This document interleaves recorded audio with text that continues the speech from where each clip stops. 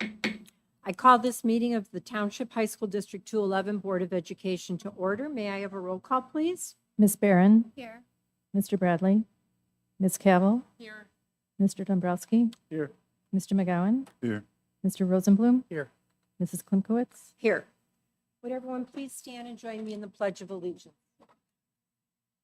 Pledge allegiance to the flag of the United States of America and to the republic for which it stands, one nation, under God, indivisible, with liberty and justice for all. Thank you. Our next item is the recommended action is that the board enter closed session to discuss matter pertaining to an individual student, probable or imminent litigation against, affecting, or on behalf of the public body, minutes of meetings lawfully closed under the Open Meetings Act, and appointment, employment, compensation, discipline, performance, or dismissal of specific employees. May I have a motion, please? So moved. Second. Any discussion? Roll call, please. Ms. Barron, Aye. Ms. Cavill, Aye. Mr. Dombrowski, Aye. Mr. McGowan, Aye. Mr. Rosenblum, Aye. Mrs. Klimkowitz. Aye.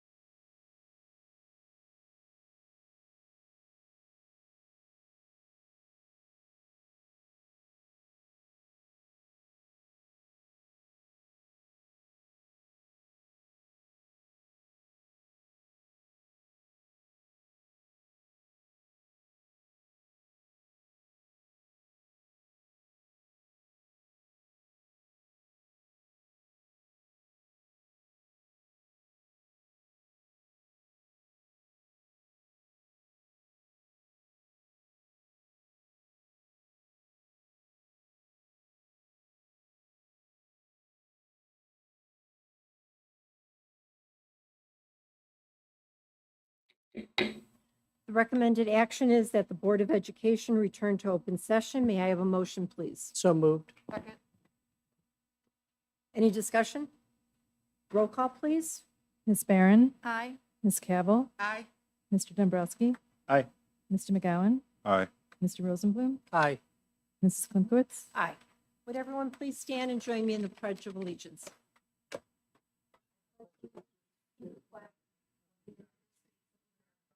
And to the republic for which it stands, one nation, under God, indivisible, with liberty and justice for all.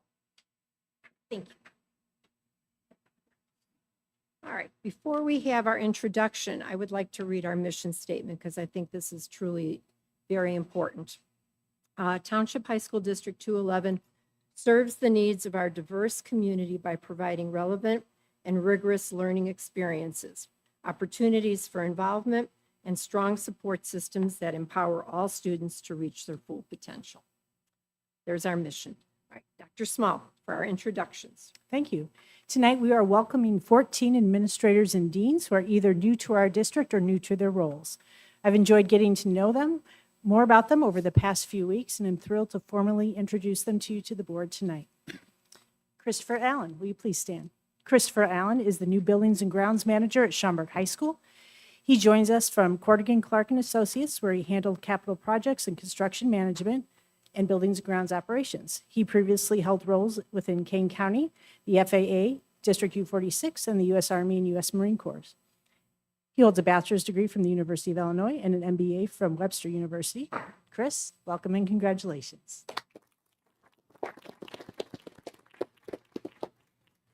Thomas Barlow. Thomas Barlow joins District 211 as a 12-month assistant principal at Hoffman Estates High School. He was formerly an assistant principal for building control at Thornton Fractional South High School. He began his educational career as a special education teacher in Indiana and has served as dean as a principal of an alternative school in Glenbar District 87. He has a bachelor's degree from the University of Southern Indiana and a master's degree in special education and educational administration from Indiana University Northwest. Thomas, welcome to District 211.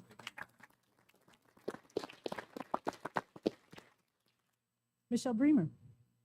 Michelle Bremer is a newly appointed 12-month assistant principal at Palatine High School, where she previously served as the 10-month assistant principal. She began her career as a language arts teacher at Green Oaks, Illinois, and spent time as a teacher and principal at Truman Middle Charter School. She holds a bachelor's degree from the University of Illinois and a master's degree in English education and educational leadership. Congratulations on your promotion, Michelle.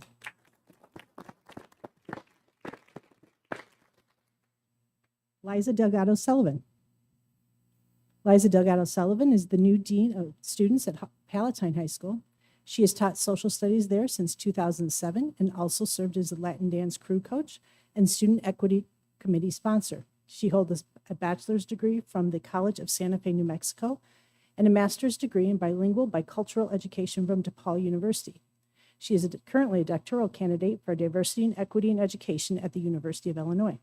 Congratulations on your dean appointment.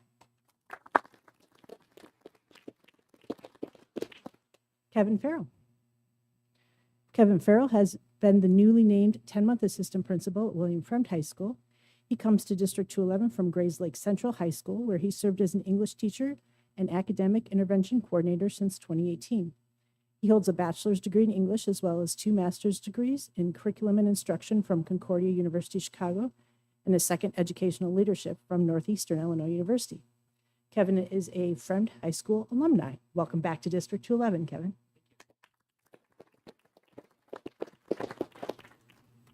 Travis Hastings. Travis is a new 10-month assistant principal at Palatine High School. He has joined the Pirates after nearly a decade at Conant High School, where he has been an English teacher and has served as dean. He holds a bachelor's degree from Illinois State University and master's degrees in English from Northeastern Illinois University and principal leadership from Roosevelt University. Travis, congratulations on your administrative appointment.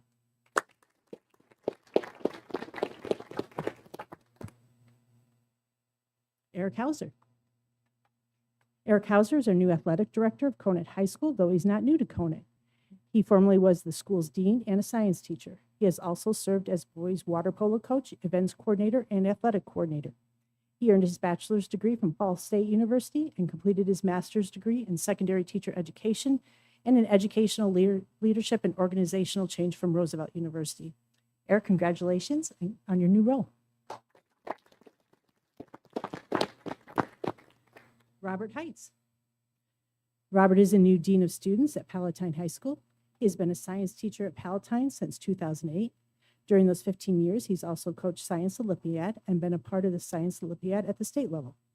He holds a bachelor's degree from the University of Illinois and 2 masters, one in teaching and learning from DePaul and one in instructional leadership from Roosevelt University. Rob, congratulations. Dane Henning. Dane Henning is a new 12-month assistant principal at Conant High School. He has been a 10-month assistant principal at Conant since 2020. He joined the District 211 as a special education teacher at Academy North in 2011 and has been an administrator of our Alternative Learning Academy, ALA. He holds a bachelor's degree from the University of Illinois and a master's degree in special education from National Louis University and in educational leadership from Roosevelt University. Dane, congratulations on your promotion and the new addition to your family this summer.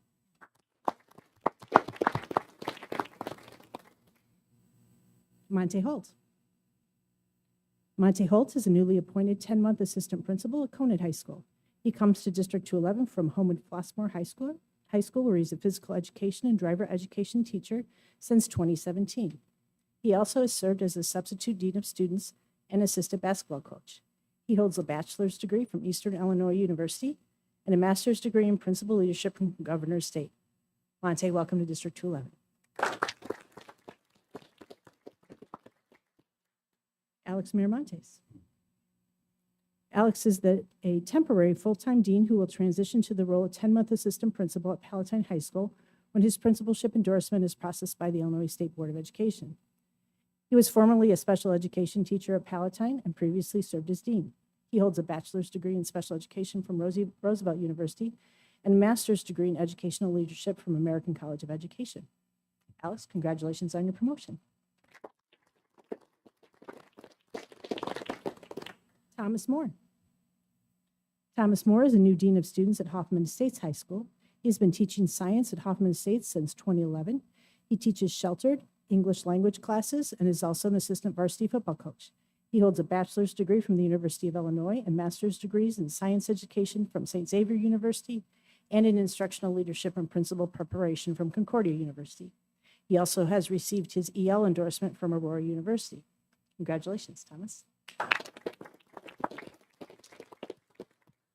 Scott Newmark.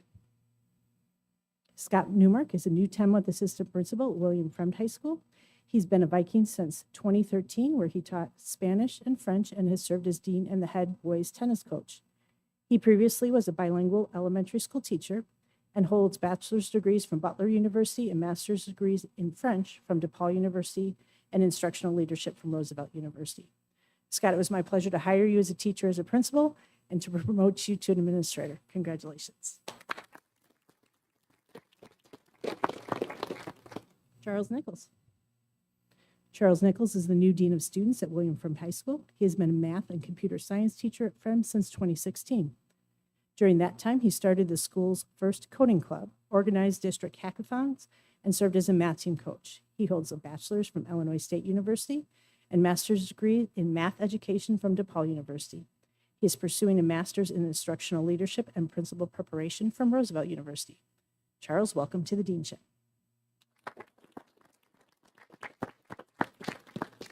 Congratulations once more to each and every one of you in your new roles. We know you will certainly lead well and lead us into some new ideas within our school district.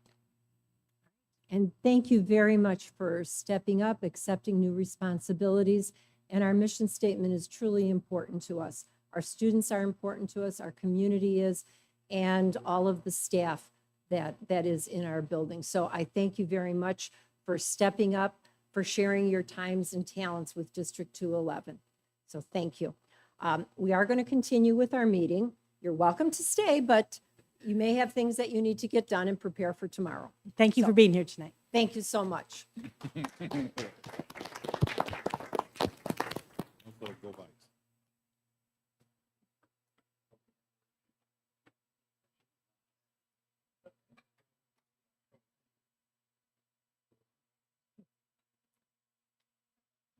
That will take us to public comments. And the board welcomes you and is pleased to listen to your comments this evening. It's important that you know this is a public board meeting and not a dialogue, so the board members will not be responding to your comments or answering questions at this time. As a reminder, this board meeting is being taped and live streamed. We ask that you value the procedures and decorum of our meeting and be respectful of those at the podium so they may be heard. When I call your name, please come forward to the podium and state your name for the record. Though not required, you may state if you are a resident of the district. Please limit your comments to 5 minutes. You will receive a notification when you have 1 minute remaining. Any individual's unused time or place in order may not be deferred to another individual. If you wish a response from the superintendent, please leave your name and phone number with Mr. Teneper. All right. We have 3 speakers. First is Joyce Slavic.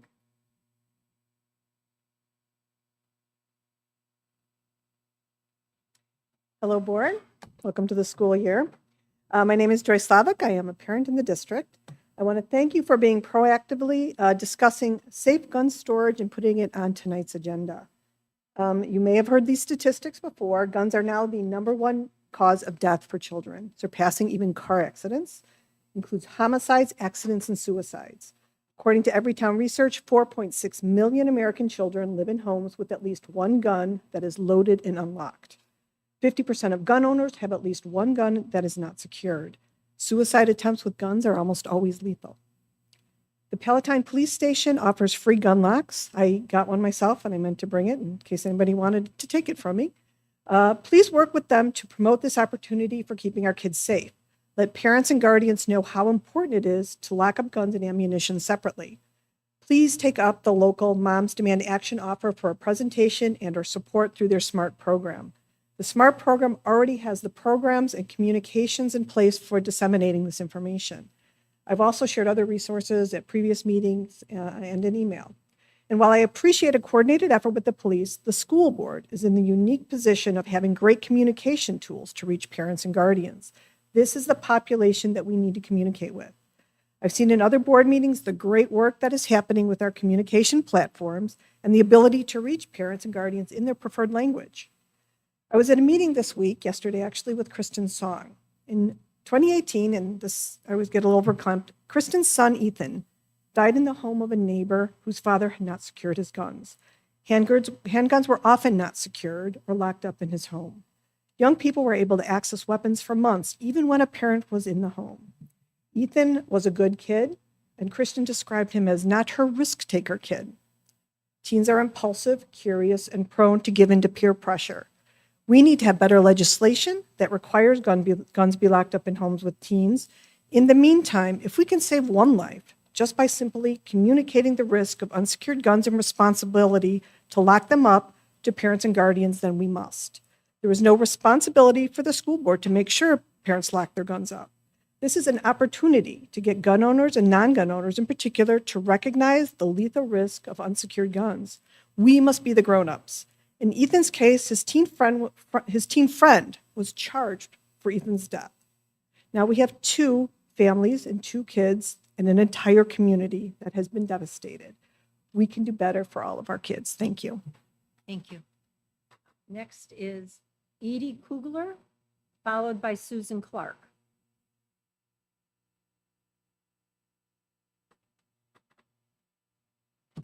Good evening, board members. My name is Edie Kugler, and I'm a volunteer co-lead for Be Smart.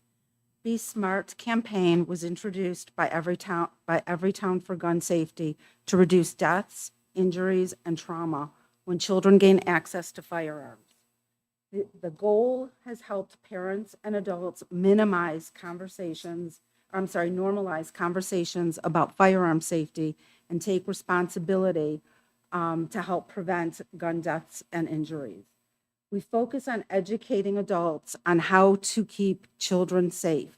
We believe it is the adult's responsibility to prevent unauthorized access to guns, not a curious child's responsibility to avoid firearms. We reach out to the community and we partner with local and national groups. Here is the rationale for creating this campaign. Research shows that nearly 4.6 American children live in homes with guns that are not securely stored. Firearm injury is now the leading cause of death in the U.S. with children under the age of 17.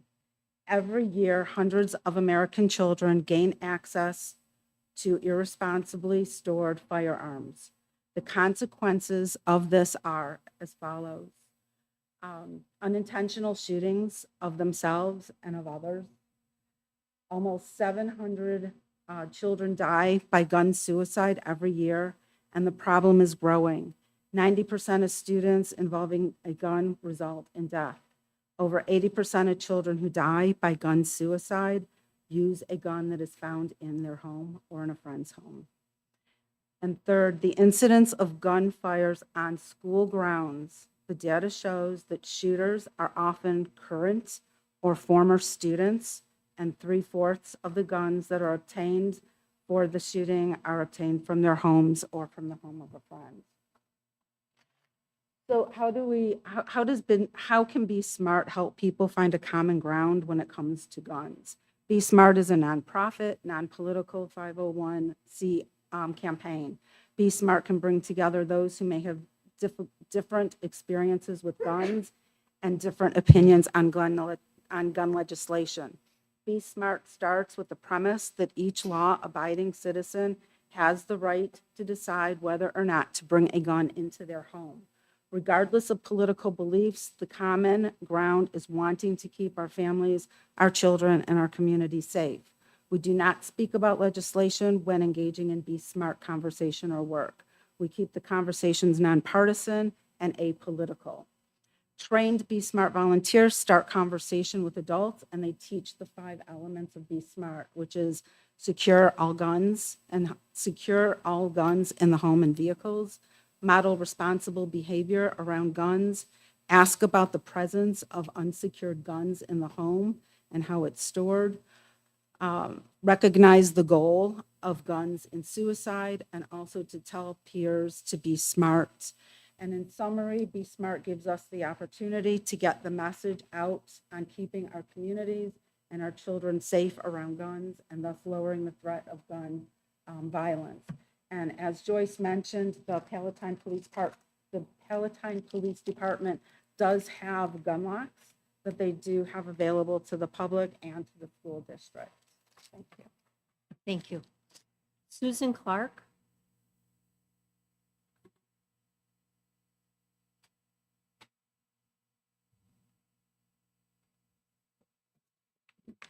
Hi, my name's Susan Clark. I'm a resident of the district, and I am a proud parent of 2 graduates of Palatine High School. I bring forward additional information reminding you that this spring, the Illinois legislature did pass Illinois House Bill 5193, and it was signed into law on May 27th. It amended Public Act 102-0971, adding gun-safe storage to Sections 27-17 of the Safety Education. Section 2717-17 outlines the various safety topics that may be covered as part of safe education curriculum. Mindful of this, our group is presenting to the board, again, as you've heard, the opportunity to use Be Smart material as you consider amending your safety education program. The mission of Be Smart, as you've heard, is to make a significant impact on gun safety through education, particularly focusing on parents, caregivers, and other community members. It is our goal to ensure that guns are kept out of the hands of unsupervised children and teens, and as you've heard, this is a foundational principle for us. Parents and adults are responsible for the safety of their children through securing guns. Now, I wanted to share as well some background in the history of our program, specifically our involvement and sponsorship by other nationally and locally known groups. Be Smart was started almost a decade ago in 2015, and we've garnered collaboration from some impressive national and local organizations. For example, the National PTA and the American Academy of Pediatrics have embraced our materials and have integrated them as fundamental resources on their respective platforms. The impact of our work is also extended to the health sector, with groups of hospitals under the umbrella of hospitalsunited.org. They've launched a website for gun safety that includes our materials as the foundation for what they provide. HospitalsUnited.org members locally include Lurie's Children's Hospital, the Advocate Children's Hospital Network, North Shore Health Systems, which is Northwest Community Hospital, the University of Chicago Hospitals, and Northwestern Medicine, among others. At a state level, we are also endorsed as a resource by the Illinois Education Association. This network of partnerships is not just a testimony to the quality of our material, but also to assure you, the board, that by adopting our resources, you are utilizing the most current and data-driven approach to gun safety education. Moreover, our commitment to inclusivity is reflected by our offering Spanish translations of all of our materials, ensuring accessibility to a broader audience. Please remember, again, that these are here for your use, free of charge. Let me repeat, without any cost to you. We believe our resources can be impactful to our high school community. We are a group of gun owners. Gun owners and other community members, we collectively understand that guns are a tool and one that have immense power and are inherently dangerous. Therefore, it's our duty when we are gun owners to ensure that they are stored safely and keep them out of the reach of unsupervised children and teenagers. As you start your discussion today on how to add gun safety to your safety programs, we ask that you use our material, particularly to include it as companion material to parents, caregivers, and community members, because equipping parents and caregivers with the knowledge that they need on how to keep their homes safe complements and reinforces any school learning and shapes a safer environment for our communities as a whole. Thank you. Thank you. All right, that will take us then to our presentation, and we have the 23-24 tentative budget.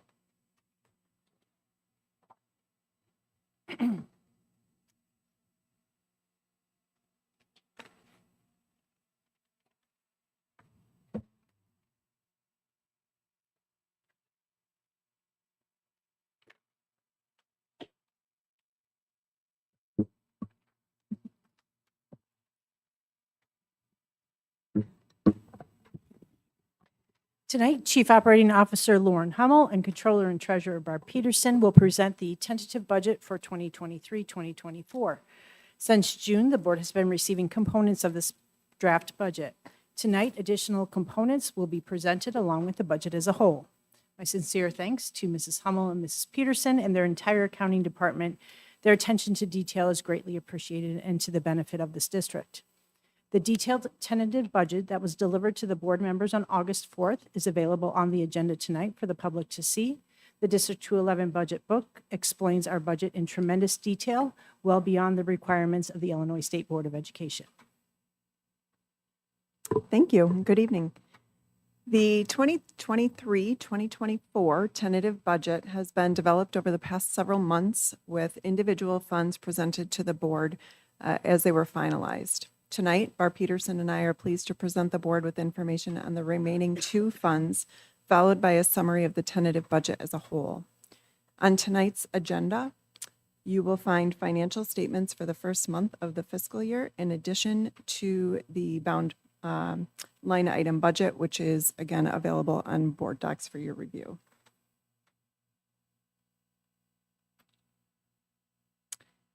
I believe that it's always important, as Mrs. Klimkut started with our mission statement, I too have it here in our presentation, so I believe it's important for us to highlight that with the development of our budget each year, that we continue to allocate resources to support the robust programming and supports that we offer students, both in and out of the classroom, to remain dedicated to the mission statement of the board.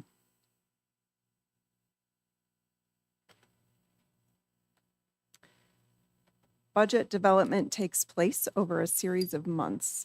The establishment of the levy each December is one of the main factors that's used in development of the revenue budget each year, but the district also has several processes that involve input from personnel across the district as we develop other components of both the revenue and expenditure budgets.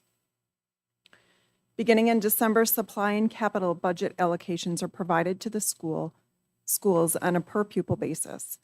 Schools work with department chairs and other administrators to develop a list of supply needs across all academic and athletic departments.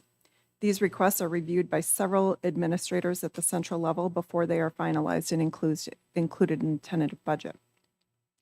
Costs for salaried positions are budgeted by person, and contractual data is used to develop budgets for all non-salaried positions. Vacant positions are reviewed and accounted for as well when we're developing these line items. Technology Services uses a zero-based budgeting system each year, accounting for all software renewals, supply needs, replacement cycles, and capital priorities for the current year. Supply and purchase services for other departments are also budgeted by item, with few exceptions that are budgeted based upon past trend or known future assumptions. In the category of capital projects, our expenses are budgeted based upon bid totals that have been previously awarded or on estimates that our architects and engineers have provided us for upcoming projects. And on the revenue side, most items are based upon estimates that are provided by the distributing source or based upon prior trend.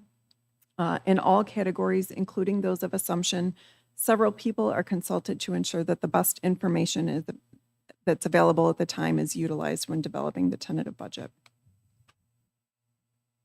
The educational fund is the largest of our accounting funds and represents approximately 80% of our revenues and expenditures. All teachers, administrators, building level support services, technology, athletics and activities, building trades, and food service costs are paid out of this fund. The total revenue in this fund is budgeted to be approximately $243 million for next year, a 9% increase over the prior year. Local property taxes are the largest source of revenue and will increase due to the allocation of district-wide property taxes into this fund. While we are expecting our distribution of corporate personal property taxes to decrease this year, our allocation in this fund will remain the same as last year at $3 million. Interest rates are currently above 5%, and while they are expected to decline by year end, we will still have an increase in interest income for this year. State aid is expected to decrease $1 million from last year, mainly in the area of special education. Fees and other revenue includes proceeds from the recently sold building construction home and 2 years of TIF distributions from the village of Palatine, one carried over from last year. And finally, we expect reimbursement of approximately $4 million in ESSER expenses this year, a good portion of which relates to prior years. With over 2,000 employees on our payroll, salaries are our greatest expense. Salaries are projected to increase 3.8% this year, following collective bargaining agreements and board-approved increases for other groups necessary to stay competitive in today's marketplace. Included in the budget are another year of ESSER-paid positions, 15 for social services, 3 English language teachers, and 15 teacher assistants. Benefits increases are related to predicted medical trends. Purchase services will increase due to the additional event security and costs for third-party athletic trainers. Other costs in this area include software renewals and upgrades to the cloud, much of which has already been board approved.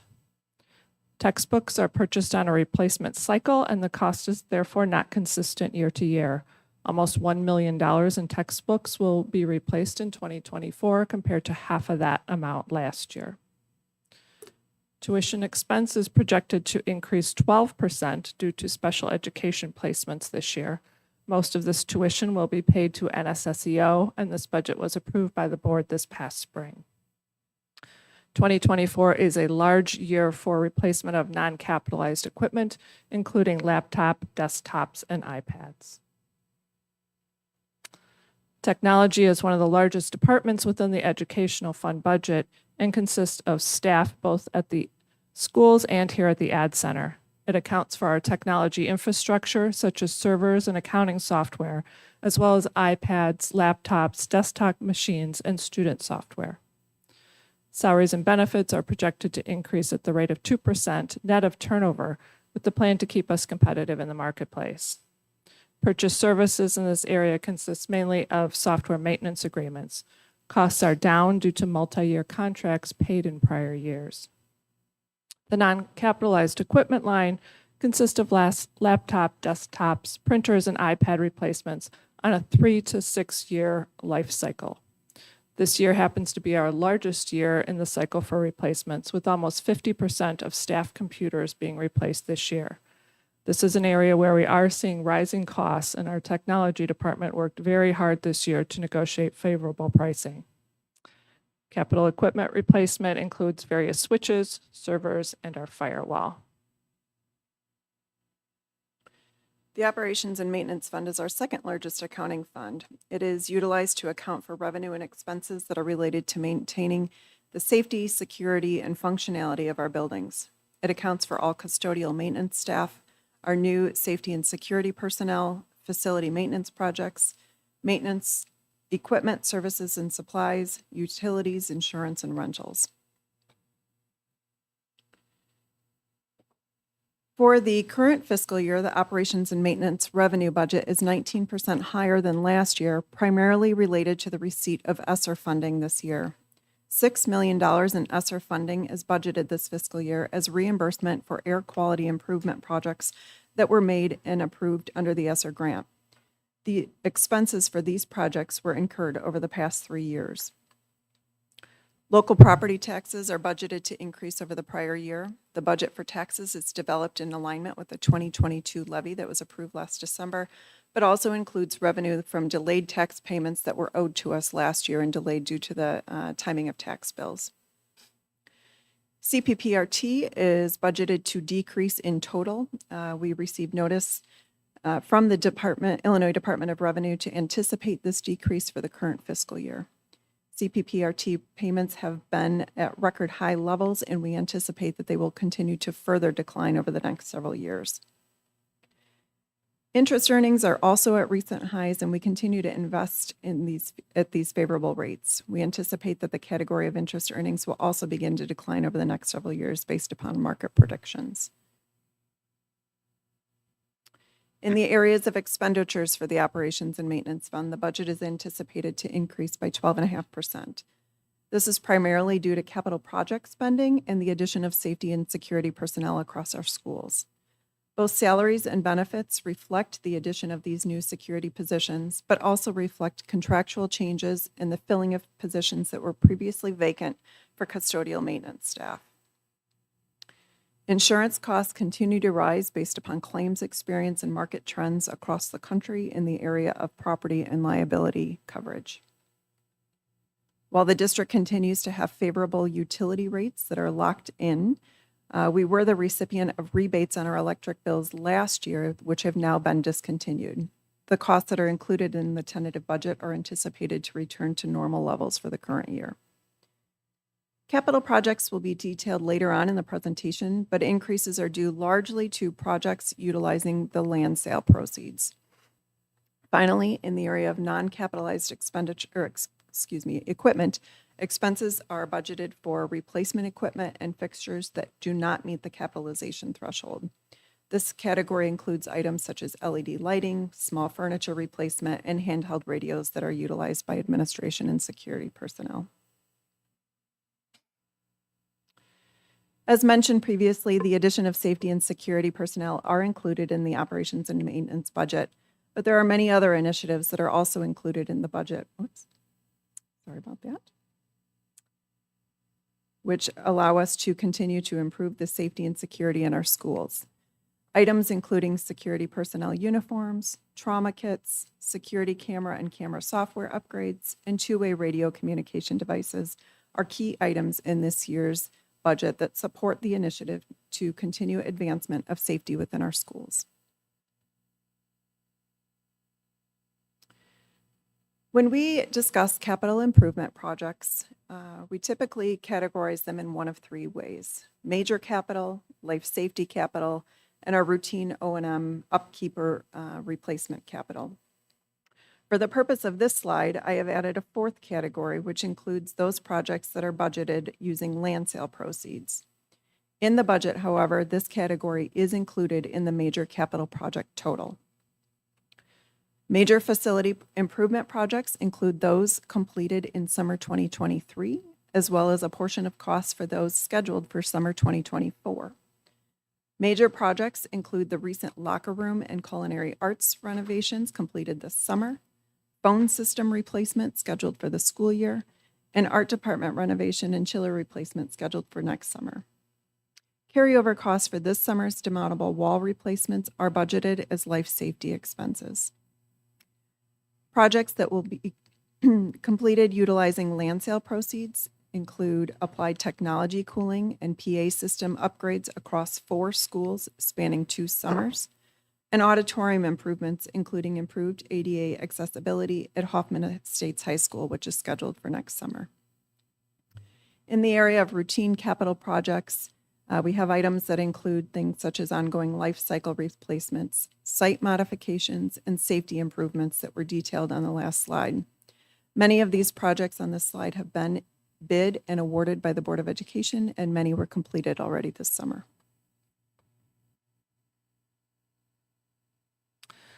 Over the course of tonight and the last several months, you have been provided with a budget for each of our 5 funds individually. In this next section of the presentation, we will put all 5 funds together in the district-wide budget.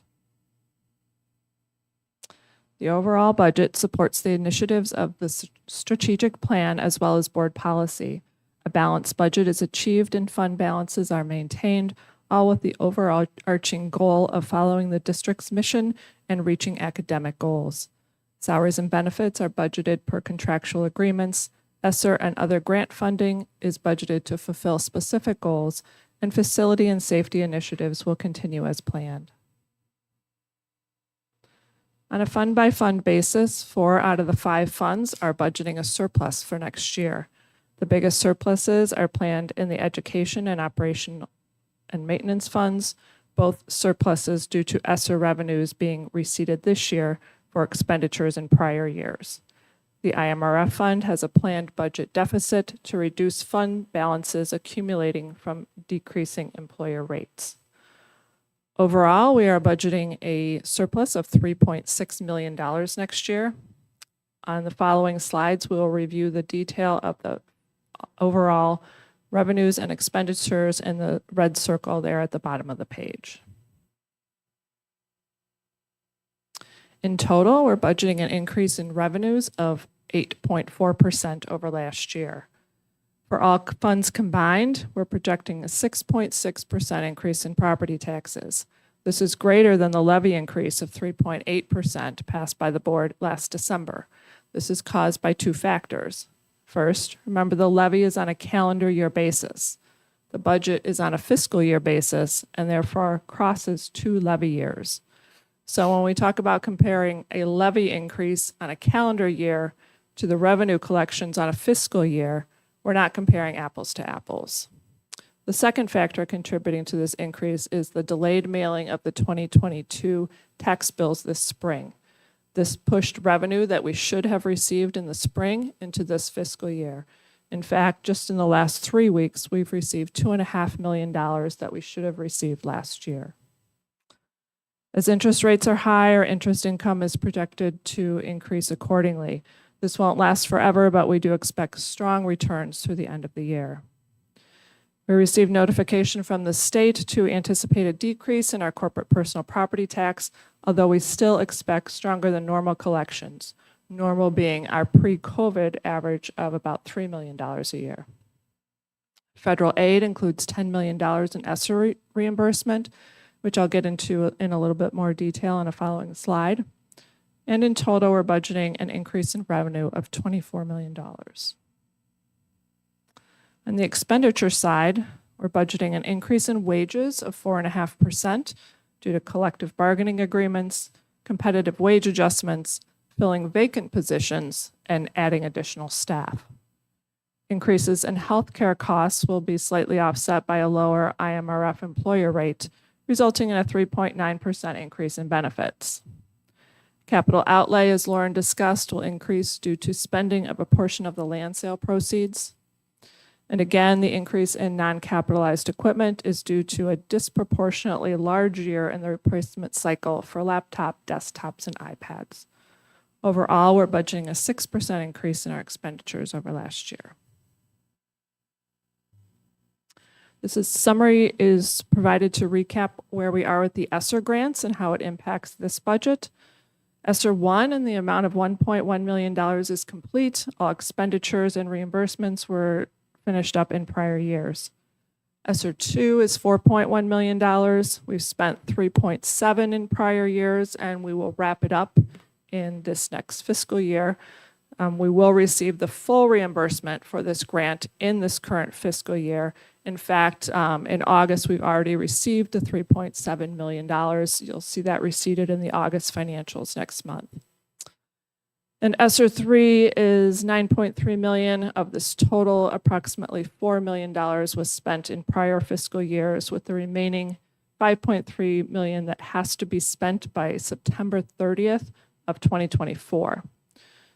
This will be spent this upcoming year on retention of a combination of 15 social workers and counselors, 3 English language learners, teachers, 15 TAs, as well as HVAC replacements across multiple buildings. The reimbursement for this grant will be spread over this year and next year. So in total, in this current year budget, we're looking at ESSER expenditures of $5.7 million and revenues of just over $10 million.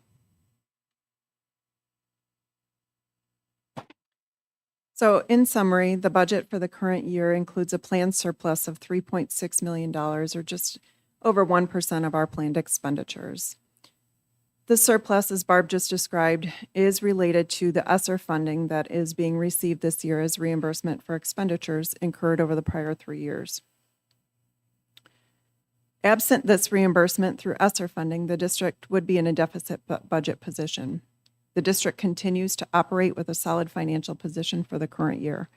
As we look forward, it's important to understand some of the conditions in this budget that are leading to our ending budget position and projections for future trends and budget impact.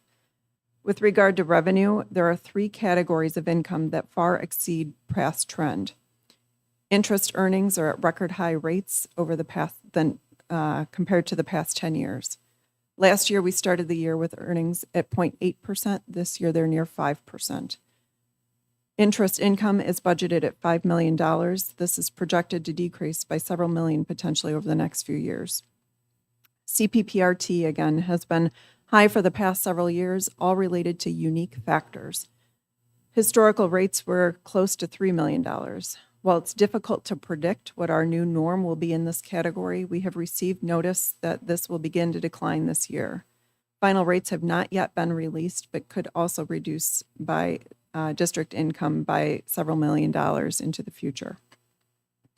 Finally, ESSER funding is for eligible expenses through September 2024. Remaining funds will be budgeted next year as reimbursement for fiscal year 24 expenses, and then this $14 million will be fully reimbursed with no further funding provided to reimburse for these COVID-related expenditures. This includes people, programs, and supplies that we have been able to provide. While we anticipate significant changes in revenue, we know that we will continue to see higher costs for staffing through new positions, competitive wage increases, and benefit trends that are far exceeding the rate of inflation. Additionally, we continue to have capital needs in our buildings that are planned for completion each year, which also have rising costs annually. It's important that when reviewing the budget this year that the board understand that the surplus budget is not reflective of our predicted trend over the next several years. We will continue to be mindful of ensuring that our revenue is sufficient to cover our expenditures, with exception of those capital projects that will utilize reserve funds in order to preserve financial stability into future years.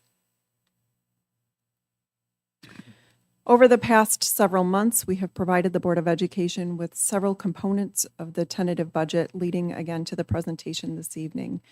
On the agenda tonight, the board has a suggested motion before them to approve the tentative budget, place it on public display for a period of 30 days, and to publish notice of a public hearing in the paper.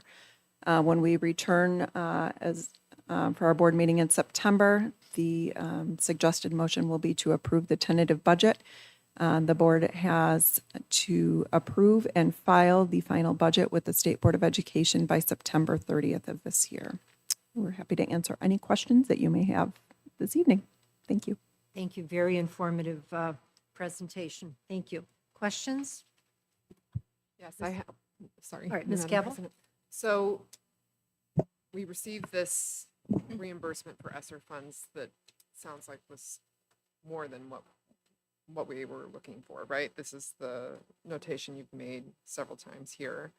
So, ESSER funds are earmarked. So, we get this influx of funds. What do those do? Do those just sit in an account? If we've already paid for the things they're reimbursing us for, and now we have these funds sitting here, what happened? What are those doing? So all of the money, or I shouldn't say all, the majority of the money that we get from the state, including ESSER funds, is reimbursed to us. Okay. So that's the standard process. What is unique about the ESSER funds is we're not receiving it in the same timely manner as we would our typical title funds. So that's why we have this imbalance going on where they keep saying we've had 3 years of expenses when the revenues, a large chunk of them are coming in now. Akin to the other calendars that don't run on the same cycle. This is essentially a different variation of the same issue. Yes, Okay. That's what I'm saying. because they have to end our fiscal year at a certain time. And if Right. that revenue comes in after June 30, then it goes on the next fiscal Yeah. year. Okay. I understand now. Thank you. That was my only question for now. Thank you. Mr. Dombrowski? Yes, thank you.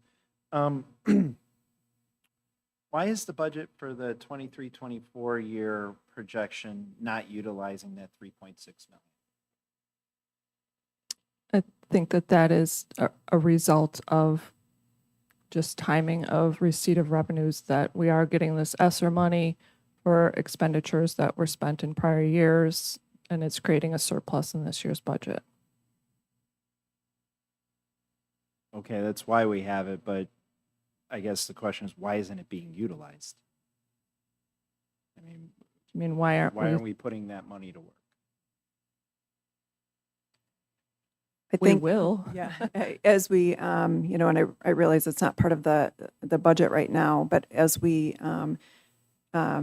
transition into levy season, that's when we provide the board with an update on our financial projection, and you will see that as we draw down on the reserves for some of the capital improvement projects and have some changes in these other areas, that we continue to draw down on our available fund balance. So while those funds are not utilized now because they're, again, reimbursing for prior year expenses, you will see that we will continue to have a downward trend in our fund balance over the next several years.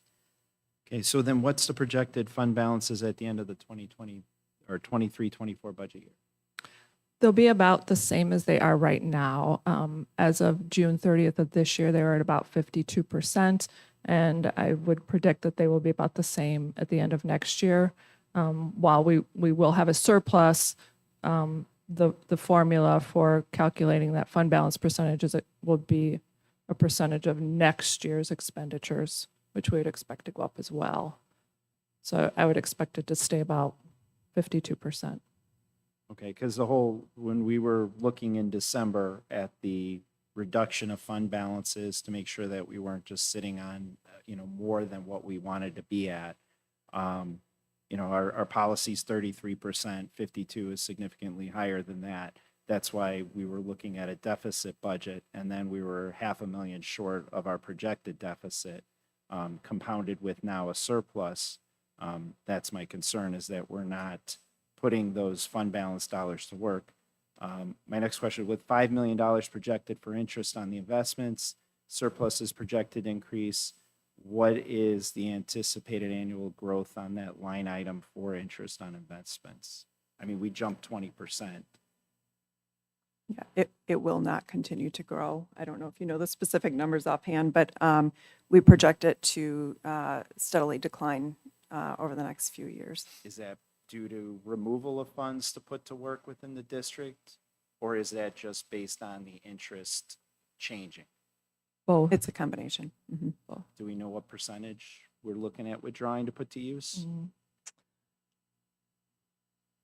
I don't. When we did the spring 5-year financial plan, I think we were looking at fund balances declining to about 40% after 5 years. Okay. I would like to go back to just why we are carrying over 50% in reserves, and we are still showing that 5-year plan where starting in 2026, we will be drawing down on our reserves. I'd also like to reflect back upon this past fall when the tax bills were delayed. We actually dropped 30 percentage points in our fund balance. We went down $90 million in 5 months' time. And we know those property tax bills are going to be delayed again. So it was really to our benefit this past fall to have that much in the bank. Right, and in even less time, we recovered that, correct? Yes. Okay. And then, so I guess looking at like the last 10 years historically, we average around $7 million surplus, and that's why we continue to see our fund balance grow. My concern is just that I haven't seen a significant reduction in the fund balance through the 5-year projections and the planning, and then even with the deficit budget, the return on that being $500,000 shy, I'm not really seeing that. I'd go back to the second to last slide here where we talked about just some of the abnormalities in our revenues in the past years, where we have had, just this windfall in CPPRT of multi-million dollars a year. We've had this influx of investment earnings, which is, record high levels over a 10-year period. And then this influx of federal funding during the COVID period where it really changed Right, our I outlook. understand, but we should be taking that windfall and returning it to the students and the community in some form. And that's what I'm really driving at. Thank you. That's all I have. Madam President, this is my follow-up question. I think Mr. Dombrowski and I were trying to, two different ways of asking the same thing, about these ESSER funds. And I just want to be really clear because of those really specific earmarks that those funds come with, right? So they're reimbursements and then they're going to be put to work. I just want to make sure I understand that's with the same earmarks, right? So when you're saying that in the future, months, whatever, when we're presented with how those funds are going to be put to work, those are the same conditions under which the funds that we are currently being reimbursed for, right? Those conditions aren't changing. Am I right in understanding that? You're correct. The board received a report on the expenditure budget plan for the ESSER funding, and that is what's being submitted. So the conditions remain the same. It really is just a matter of timing and when the expenses are incurred and when the revenue comes in. Mr. Rosenblum, any questions? Yeah, I don't have any questions. I just want to make sure that it's understood that as on slide 20, your last slide with the dates on it, that tonight we're being asked to approve the tentative budget, to place it on public display for 30 days, publish a notice of public hearing, and then next month, vote on whether or not to accept the budget. Correct. So my question to you is, if this is a tentative budget, and say we approve it, and then over the next 30 days, we have questions, we have input from the community. Why are you spending money on this? And why aren't you spending the extra $3 million, right? Why don't you spend it on this? Why don't you spend it on that? Is there an opportunity, because this is tentative, to make changes to the budget between when it's tentative and when it's final, which is next month, to make changes to the budget so that when we hopefully approve it next month, that it has any questions answered, recommended changes, things like that, because this is a tentative, to me, when it's a tentative budget, it leaves room for change. Is that correct? I believe that changes can be made if they are not able to be made, and I just need to go back to the school code on that. If they're not able to be made, it can be approved and amended with changes that would be recommended. Do you? But the Yeah. budget can be, Well, I'm looking at The Mr. budget can be, oh, I'm sorry, go ahead, No, Ms. Campbell. Mr. Rosenblum, I mean, it says here, it filed with ISB by 9:30, but you're saying amendments are allowable past You that can date. file an amendment. You would go through the same process of having a budget amendment. You place it on public display, have a hearing, and then Just approve. because our So meeting it is goes on through the the same 21st, I think there's process. a time issue. And so if there's a recommended amendment to the budget, will there be enough time to be able to file it with ISBE by September 30th? You're talking about amending it after September 30th. Yes, so yeah, correct. The amendment process can take place after September 30th. Okay. It can take place at any point during the fiscal year, but it has to follow that same prescribed process. Okay. And I understand what you're asking, and I know that we've had presentations over the last couple of months, so people have had an opportunity, and we as a board have had opportunities to ask questions, and that's why this is what we've come up with our tentative budget, because of the questions we've asked, or maybe not have asked. So if there is anything, we need to be asking those questions, but Yeah. otherwise, this is Well, several I'm months raising worth this of up work. because now we're going to be putting it on display for the public to be able to see it and review it and perhaps contact us for anybody who's watching here or live stream or watches it on video later and has questions or concerns and want to raise those to us, that they'll be able to do that. So, Right, and it's Cool. the process that we do every year. So Right. this is available, and we do look forward to people asking questions because that's important. thank you. Thank you. Lauren, I think you said it, Lauren, in the presentation, you mentioned the June 30 financials that are present on the board agenda tonight. And we do a good job of presenting to the board many different variety or layouts of our financials.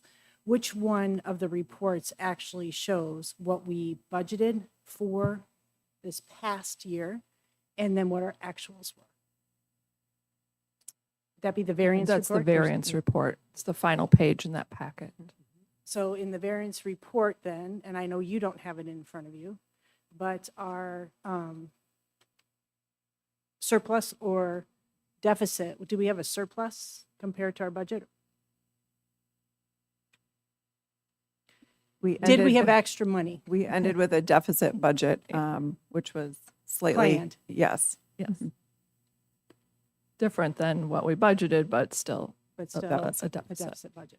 I do understand, following up from what I think Dr. Small is getting at, I certainly understand that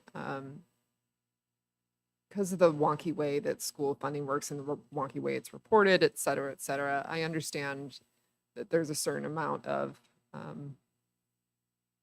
unknowability about, when Cook County is going to give us the actual receipts of funds paid. And for example, when the federal government is going to give us the ESSER funds that we apparently submitted ages ago, et cetera. So I appreciate that despite what I sense are tireless efforts to give the most accurate predictions possible, at the end of the day, some things are just fundamentally unexpected despite everybody's best efforts. So I certainly appreciate the level of detail and the transparency and the information that you put together and presented.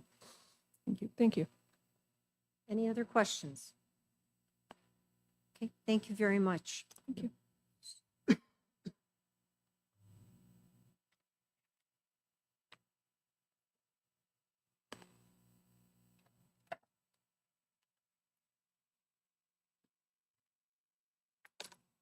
Okay, thank you. That'll take us to our consent agenda.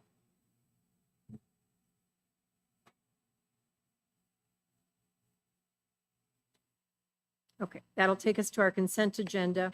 And not all of our board members were present at our July 20th meeting, so there's going to be two motions.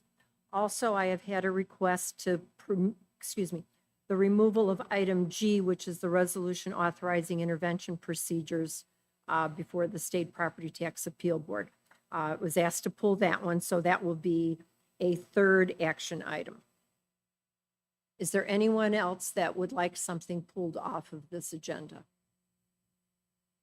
Okay, so I injured my nose, and so it's hard to hang on to the glasses. So I can do the first two, and I've asked Mr. Rosenblum if he would read the third one because the glasses don't stay on real well. All right, so the first recommended motion is that the consent agenda with the removal of the minutes of the regular meeting of July 2023 and the removal of item G, resolution authorizing intervention procedures before the State Property Tax Appeal Board, be removed and the rest of the items be approved as presented. May I have a motion, please? So moved. Second. Any discussion? Okay, roll call, please. Ms. Barron, Aye. Ms. Capel, Aye.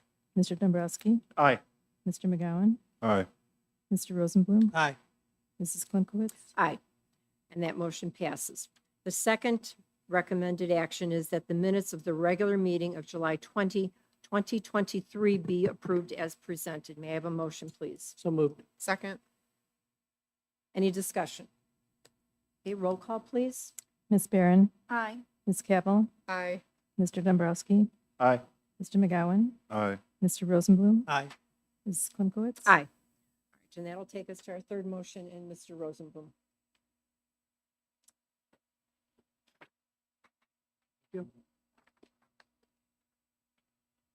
The motion is that the Board of Education approve the resolutions authorizing intervention in proceedings before the State Property Tax Appeal Board, which seek assessed valuation reductions in excess of $100,000 for property tax year 2022, docket numbers 2022-26135, 2022-24656, 2022-26108, 2022-26110, 2022-26115, 2022-25749, 2022-29253, 2022-22747, 2022-24846, 22-24687, 2022-22753,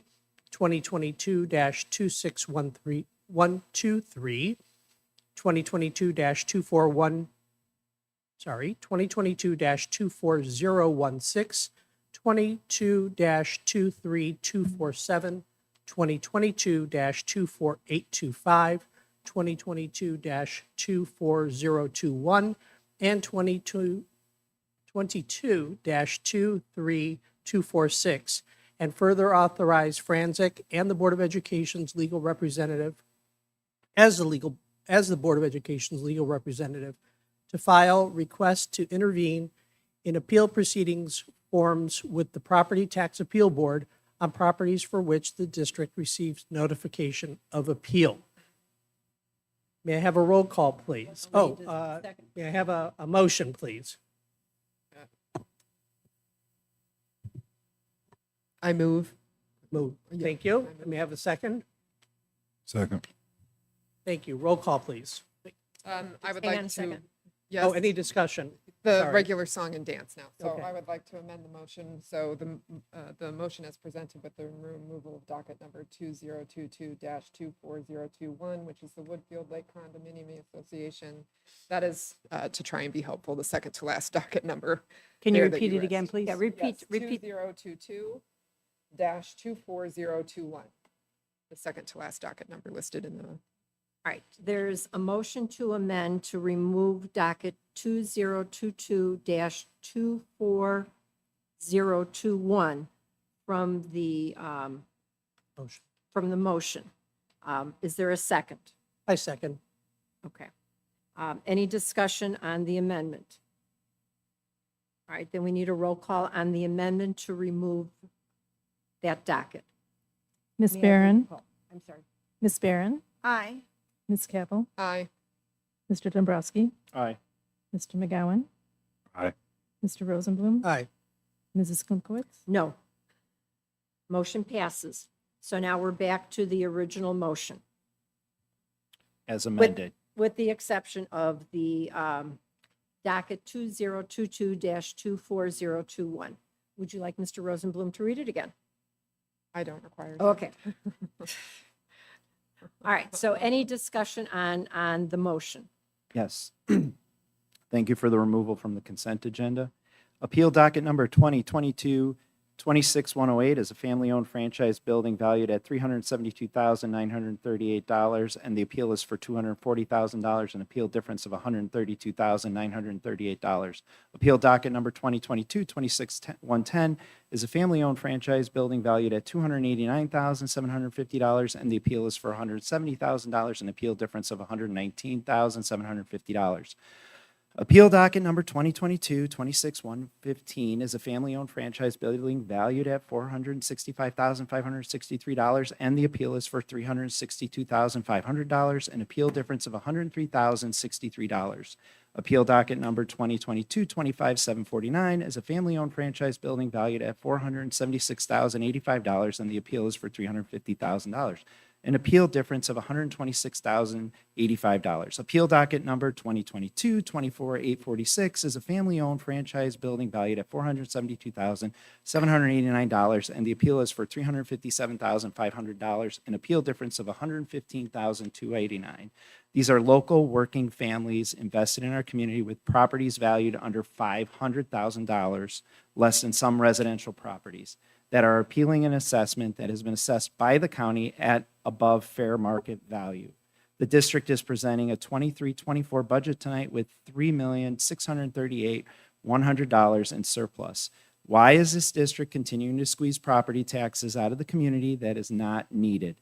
This is greed and harmful to everyone in our community. I oppose this recommendation and urge the rest of the Board of Education to join me. I understand the position that Ms. Cabell has taken, and I understand your position, Mr. Dombrowski. That my concern is there's a process in place, the assessments. Is it perfect? I don't think so. I don't know what the right answer is in regards to that. However, if these appeals are granted, that tax burden is shifted to other people, and they may be struggling also. We don't know what's totally happening within the community with all of our members. That's where I'm coming from. I think that if maybe we need to work with our legislators, see, is there a better way for assessing the taxes so it is fair to everyone? That is my concern. I do not want to shift the burden to other people who maybe aren't aware of what they can do as far as appeals, or maybe are comfortable paying the taxes, or they can maintain them. But I don't want to shift the burden to other people that might be struggling also. Madam President, if I might make just a brief follow-up comment to your remarks, which I appreciate. At the end of the day, I am just fundamentally opposed to distributing commercial and industrial property tax relief to individual residential taxpayers. I just, of which I believe, since, you have to live in the district to serve on the board, we all pay our property taxes. And I am not, I know that there are plenty of appeals here. Anybody can look at the docket numbers, for example, Chase Bank, et cetera. Target's a frequent corporation that appears on this same sort of item number in the agenda. And reasonable people can certainly disagree. You can call me hostile to commercial business, whatever. I certainly don't see it that way. Simply because I think it would be very, very difficult to go to my next door neighbor who is a senior on a fixed income and explain to her that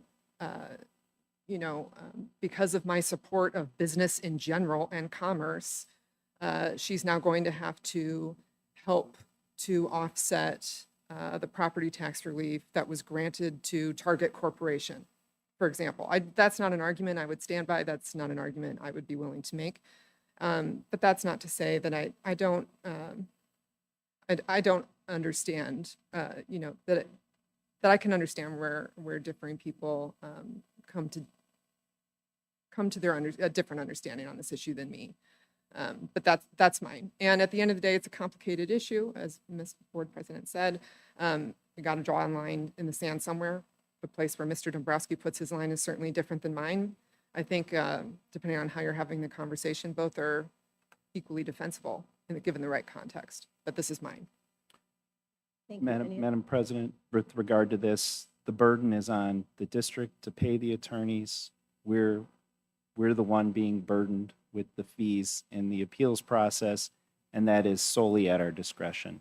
I don't believe that fixed income seniors should be paying property taxes to the school district, to only have the school district hire attorneys to engage in the appeal process that occurs due to the assessor's assessments. There's already the county level assessor that is party with the property tax appeal board. There are 3 elected officials on the property tax appeal board that represent the community. I don't think that it's in our interest to continue to fund attorneys to compound that. Thank you. Any other discussion? A couple things to note. One is, as I've said before, when this subject has come up, the cost to the district for attorney's fees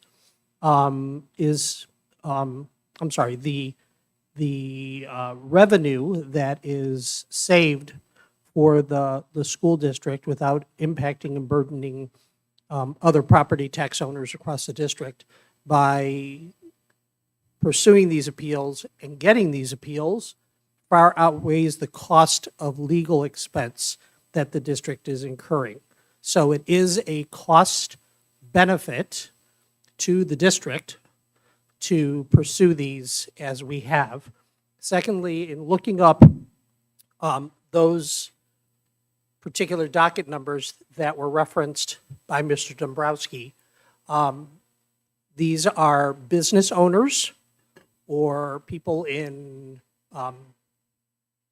that have not necessarily buildings, but have businesses, and it's the businesses that are in those buildings that are pursuing the assessed change to their property taxes. It's not individuals, but it's businesses. They may be local, sure. Maybe they have one location, maybe they have 2, maybe they have a dozen.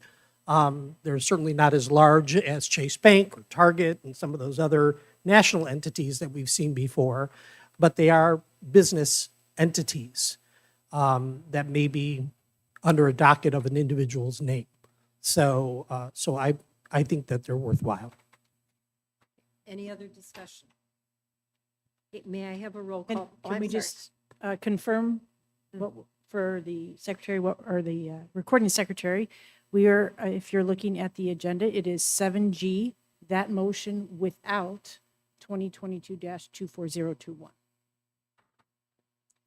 Everyone is clear on that? Okay, thank you. We're ready for roll call, please. Can you tell me who made the motion and the second?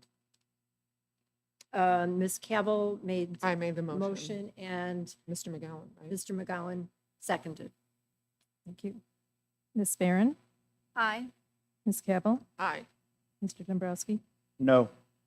Mr. McGowan? Aye. Mr. Rosenblum? Aye. Mrs. Klimkowitz? Aye. Okay, motion carries. That will take us to the Freedom of Information Act request, so you have information. We have one more Ms. motion to vote on. Klimkowitz, Oh, I apologize. What did I miss? the docket number that was pulled out. We have to vote on that docket. Oh, I apologize. I apologize. All right, Would you so, like me to read it, or are you good? Well, I think we should ask. wait, you go ahead and read the Okay, and it's 24021, I believe, correct? Yes, that's right. 02224. So the motion is that the Board of Education approve the resolutions authorizing intervention in proceedings before the State Property Tax Appeal Board, which seek assessed valuation reductions in excess of $100,000 for property tax year 2022, specifically for docket 2022-24021, and further authorize Franzik as the Board of Education's legal representative to file requests to intervene in appeal proceeding forms with the Property Tax Appeal Board on properties for which the district receives notification of appeal. May I have a motion? May I have a, Motion, right? Do we need another Right. motion? So- Need Need a a first motion. and a second. so I need a motion and a second. You want to make that motion? I'll make the motion. Second, Okay. Okay. All right. Any discussion on that? All right. Then roll call, please. Ms. Barron? No. Ms. Cavill? no. Mr. Dombrowski? No. Mr. McGowan? No. Mr. Rosenblum? No. Mrs. Klimkowitz? Aye. Motion carries. Motion fails, Madam President. I apologize. Motion fails.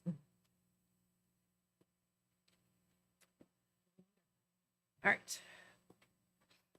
Okay. We'll take a, we're good? Okay.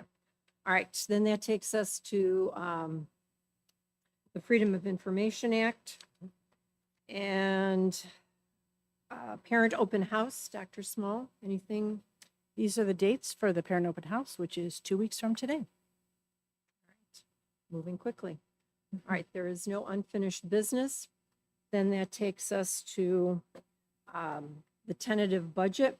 And the recommended action is that the Board of Education approve the 2023-2024 tentative budget as presented and direct the superintendent to place it on file for public inspection for a minimum of 30 days. Further, that notice of a public hearing to be held at the Board of Education meeting on September 21st, 2023 be published. May I have a motion, please? So moved. Second, Any discussion? All right, roll call, please. Ms. Cavill? aye. Mr. McGowan? Aye. Ms. Barron? Aye. Mr. Rosenblum? Aye. Mr. Dombrowski? No. Mrs. Klimkowitz? Aye. Motion passes. The next item is, the recommended action is that the Board of Education approve the change in deductible for the HSA plan to $1,600 for single coverage and $3,200 for family coverage effective January 1st, 2024, and further establish Blue Cross Blue Shield premium equivalent rates, contribution percentages, and wellness incentive structure for the applicable employee groups effective January 1st, 2024, as presented. May I have a motion, please? So moved. Second, Any discussion? Dr. Small? Anything? Okay. All right, roll call, please. Mr. Dombrowski? Aye. Ms. Cavill? aye. Mr. Rosenblum? Aye. Ms. Barron? Aye. Mr. McGowan? Aye. Mrs. Klimkowitz? Aye, motion passes.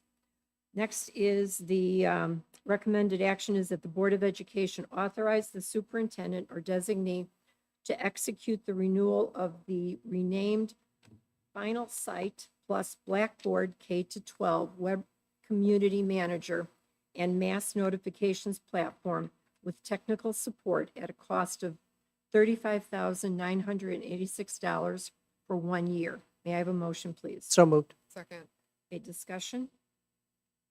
Just a, Oh. I was just going to ask a quick question. Is this replacing other platforms or is it supplemental? It's the same platforms we have now, including our mass email system. Anything else to add? All right. If there's no questions, then roll call, please. Mr. Rosenblum? Aye. Ms. Cavill? aye. Mr. Dombrowski? Aye. Mr. McGowan? Aye. Ms. Barron? Aye. Mrs. Klimkowitz? Aye.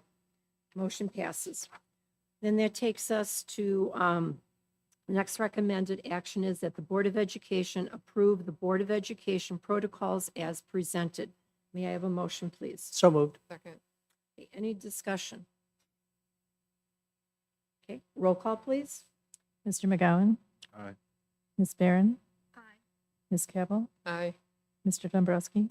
Aye. Mr. Rosenblum? Aye. Mrs. Klimkowitz? Aye, motion passes. If I may, this will now show up in its final form at the next board meeting as information with the approved date. All right, thank you. Next item is that the Board of Education approve the resolution authorizing the commencement of litigation against Meta Platforms, Inc., Facebook Holdings LLC, Snap Inc., TikTok Inc., Alphabet Inc., and other entities as presented and execute the attorney-client fee contract authorizing the legal services of the France Law Group, APLC, as counsel for the district. May I have a motion, please? So moved. Second. Any discussion? Dr. Small? If I may, on behalf of more than 500 school districts nationally, France Law Group, in coordination with multiple law firms representing school districts across the country, has filed lawsuits against Facebook, Instagram, TikTok, Snapchat, YouTube, and other social media companies for allegedly causing harm to students that use these platforms. The firm's experts contend that the various defendants manipulate algorithms, causing addiction and emotional distress to students, which have led to significant interference with the educational process and the learning environments in schools. The lawsuits allege in part that the defendants have targeted youth so that they spend an inordinate amount of time on the social media platforms, therefore maximizing corporate advertising profits. The lawsuits allege further that the defendants designed these algorithms to intentionally addict and overwhelm students with potentially harmful content, such as videos promoting eating disorders, self-harm, and suicide. The firm contends that these algorithms were designed with the intention to increase corporate profits at the expense of student health and safety, ultimately resulting in substantial school disruption to the school environment and wide-ranging adverse mental health effects from youth exposure to addictive social media platforms. More importantly, this lawsuit will assist in protecting our students. The litigation, the court seeks to stop the continued harmful practices of many of these social media companies. Thank you. Any discussion, any questions? I have just a statement I'd like to add. I find this agenda item to be confusing at best. The district will utilize social media to engage our students, provide tweets to capture the attention of our students utilizing the same algorithms. Classes and activities require participation in Instagram. The district utilizes YouTube to store and broadcast these very board meetings. Our classrooms rely heavily on the use of YouTube, going so far as to show Childish Gambino videos to students. The tool is only a weapon when not being controlled by the school district. This seems to be an encroachment of parental rights and potentially a conflict of interest for the district.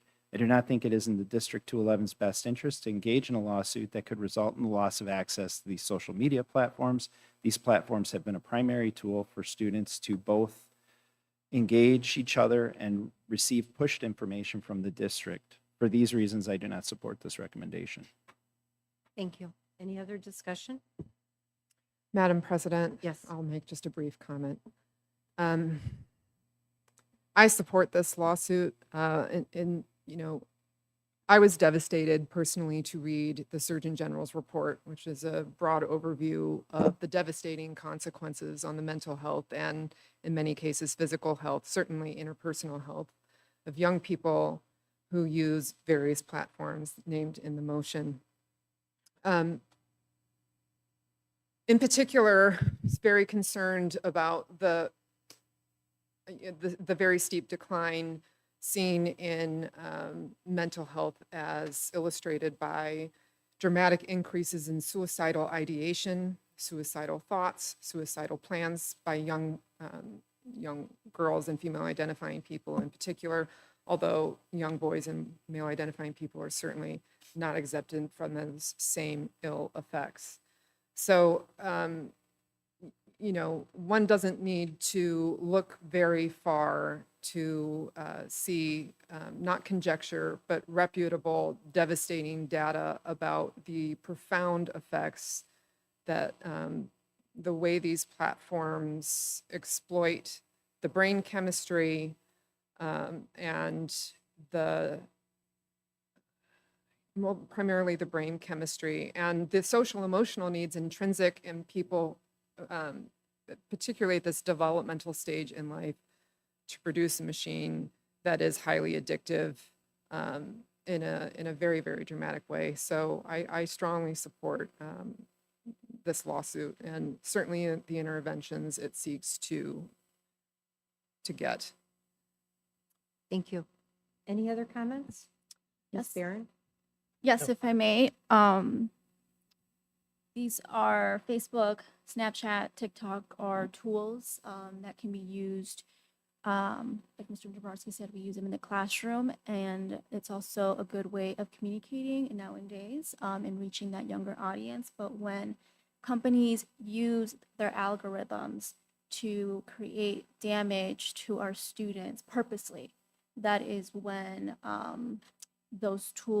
there needs to be accountability with those companies. So I do support us in this lawsuit. Thank you. Mr. Rosenblum? Couple things. One is we have repetitively said that a critical priority for us as a board and as a school district is the health and safety of our students and staff. And I think that having algorithms, which the Surgeon General has identified and a whistleblower has identified in news media and in public and before Congress and such, that are causing mental health damage and issues for young people, including our students, is something that we need to take very seriously. If there's concern that this lawsuit is going against parental rights, I personally think that the algorithms are impacting and taking away parental rights.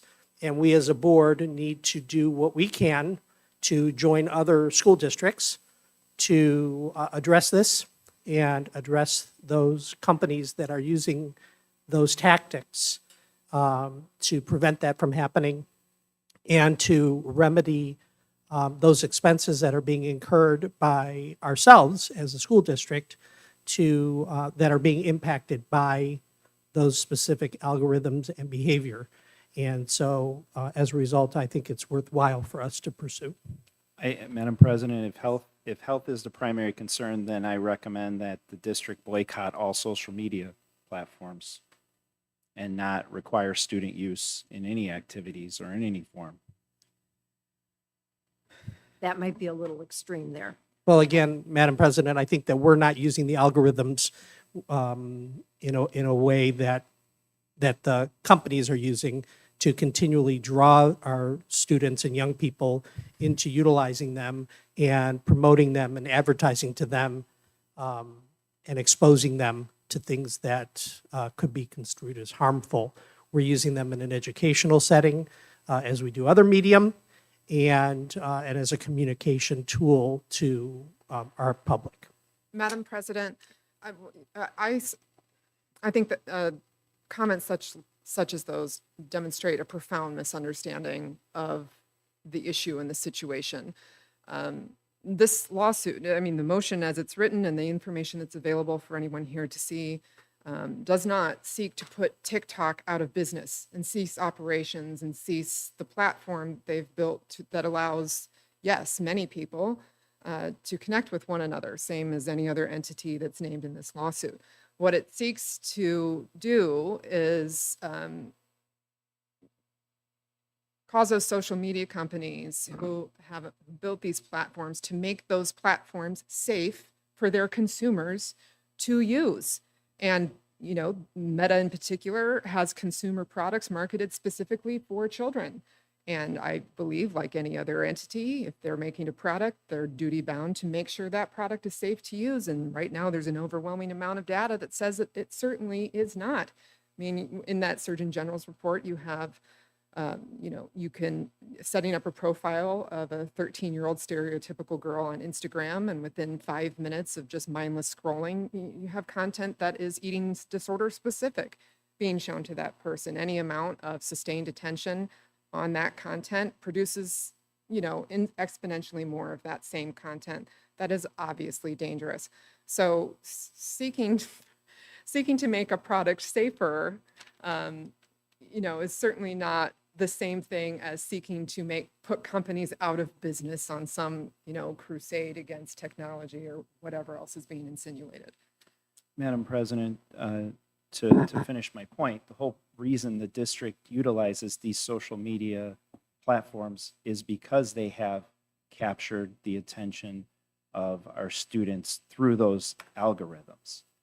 I think it would send a much stronger message to discontinue the use and to boycott their use throughout the district versus waiting for piggybacking on a California district, which may or may not take years or may result in a financial settlement that is a hold harmless clause.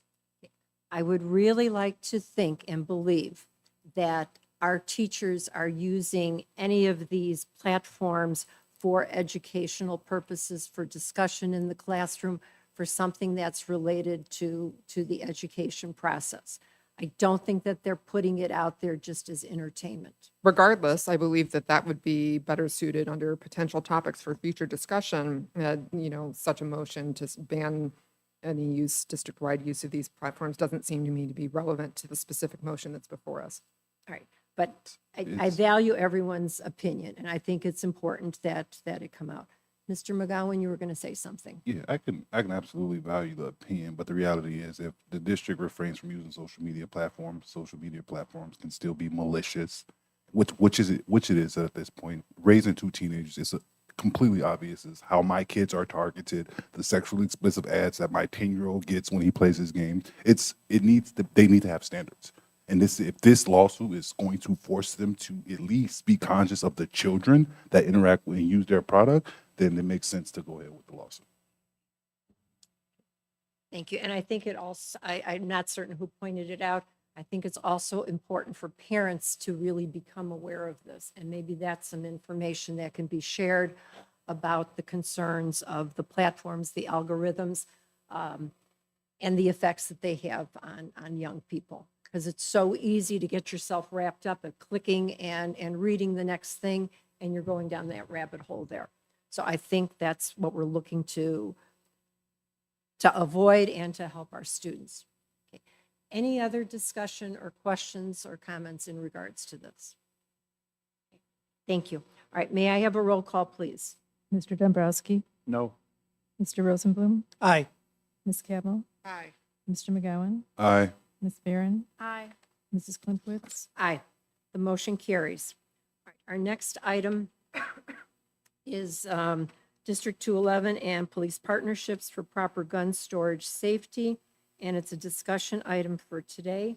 I'd like to start with Dr. Small.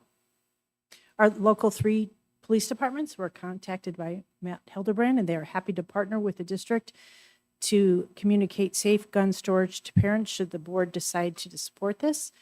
If this were to occur, I would suggest that it coincide with the time when most of our safety drills and other safety information is being presented this fall to our families. What did the police department say? Can you share a little bit? Sure. We asked them if we were going to communicate about safe gun storage, would they be happy to join us as a resource, to review our resources, to partner with us as we do it? So we are not the sole entity of the information that's going out. Thank you. Comments, discussion? Mr. Rosenblum? Couple comments. First of all, thank you for contacting local law enforcement to discuss partnering with them. Some additional recommendations that I might have include not only utilizing them during our safety days, safety week, whatever is going on in each of our schools at that particular time of the year, but also partner with them in helping us devise proper communication to push, people have heard me say this before, rather than say, it's on our website or we're going to have a table in the school, push out communication to our families, our parents, and make them aware of the importance of safe gun storage and security. And that could include information that the local law enforcement provides us, information from the Be Safe program, whatever that may be, to be able to give that information to our parents and families. Also, we had discussed earlier about having something on our website, and perhaps the police department can suggest and help us craft what that looks like with our director of communications, to put that on our website. Maybe it's a separate tab, maybe it's in the parent information section, maybe it's in the community, maybe it's all over the place, and have that available for them as well. We also discussed briefly talking about maybe putting it in our our new student handbooks or school handbooks. And we also did talk about the Senate bill that was passed and signed by the governor that allows us as a district to include safe gun storage and handling and gun safety, I guess is really the topic. According to section 27-17, 27-17,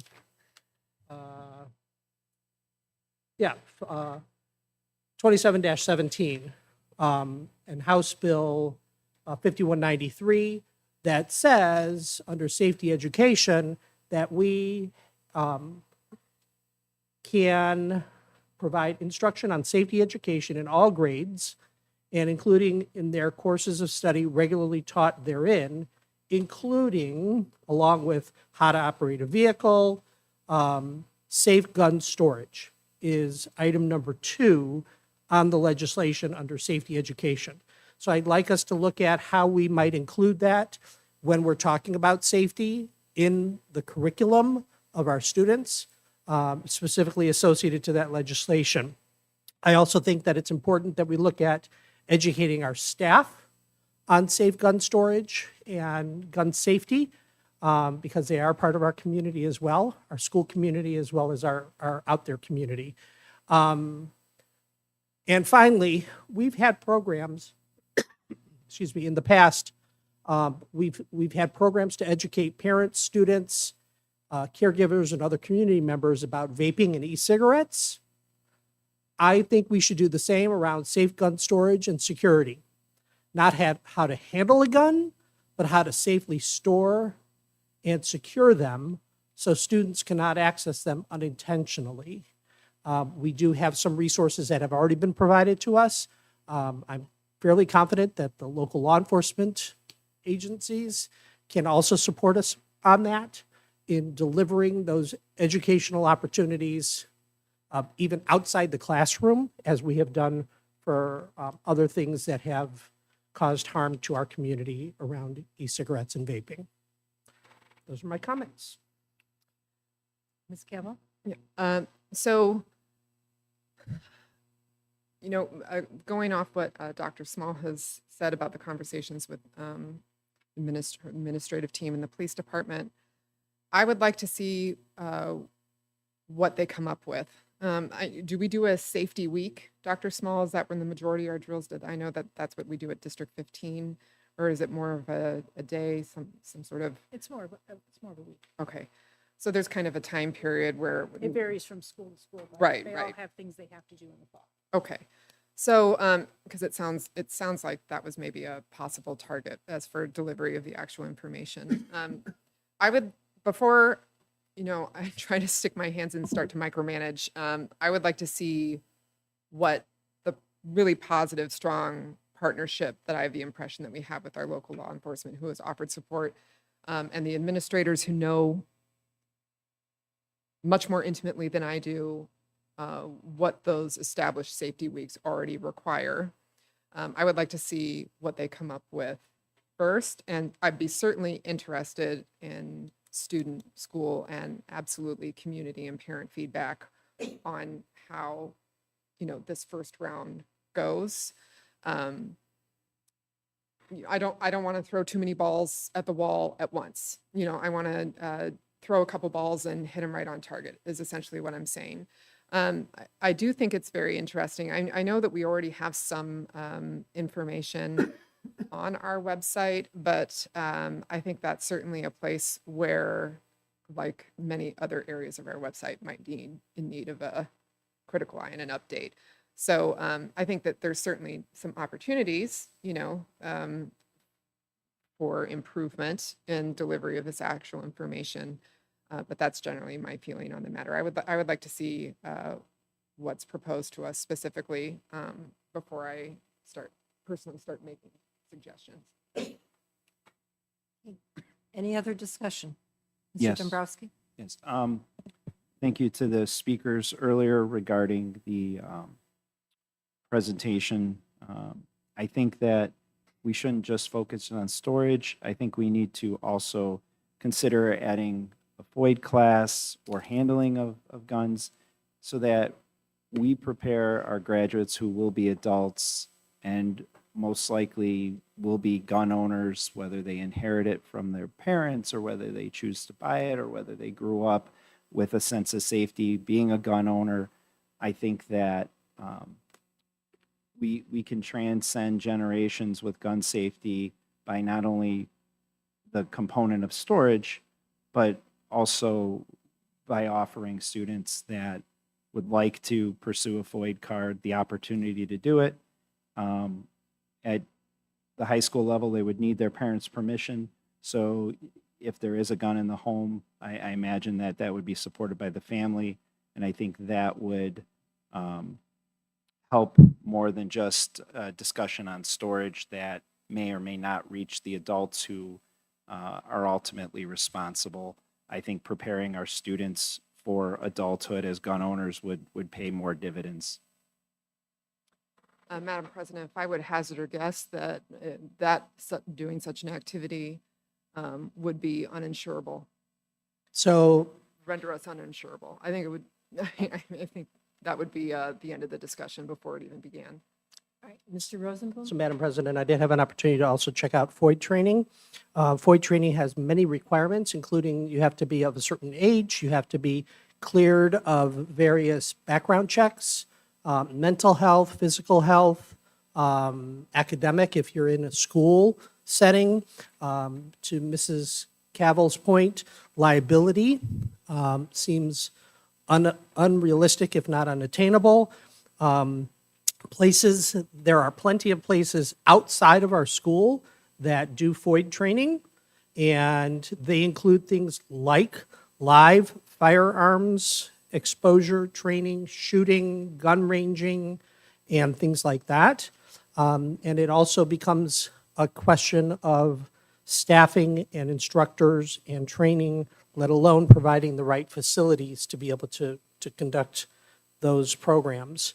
And so my thought is, for those who are interested in gun handling training, that there are plenty of other opportunities and places for them to get that. Madam President, to Mr. Rosenblum's point, the argument could be made about gun locks and gun storage. There's plenty of other places to get it. If you're going to consolidate it at the school, then we should take that responsibility.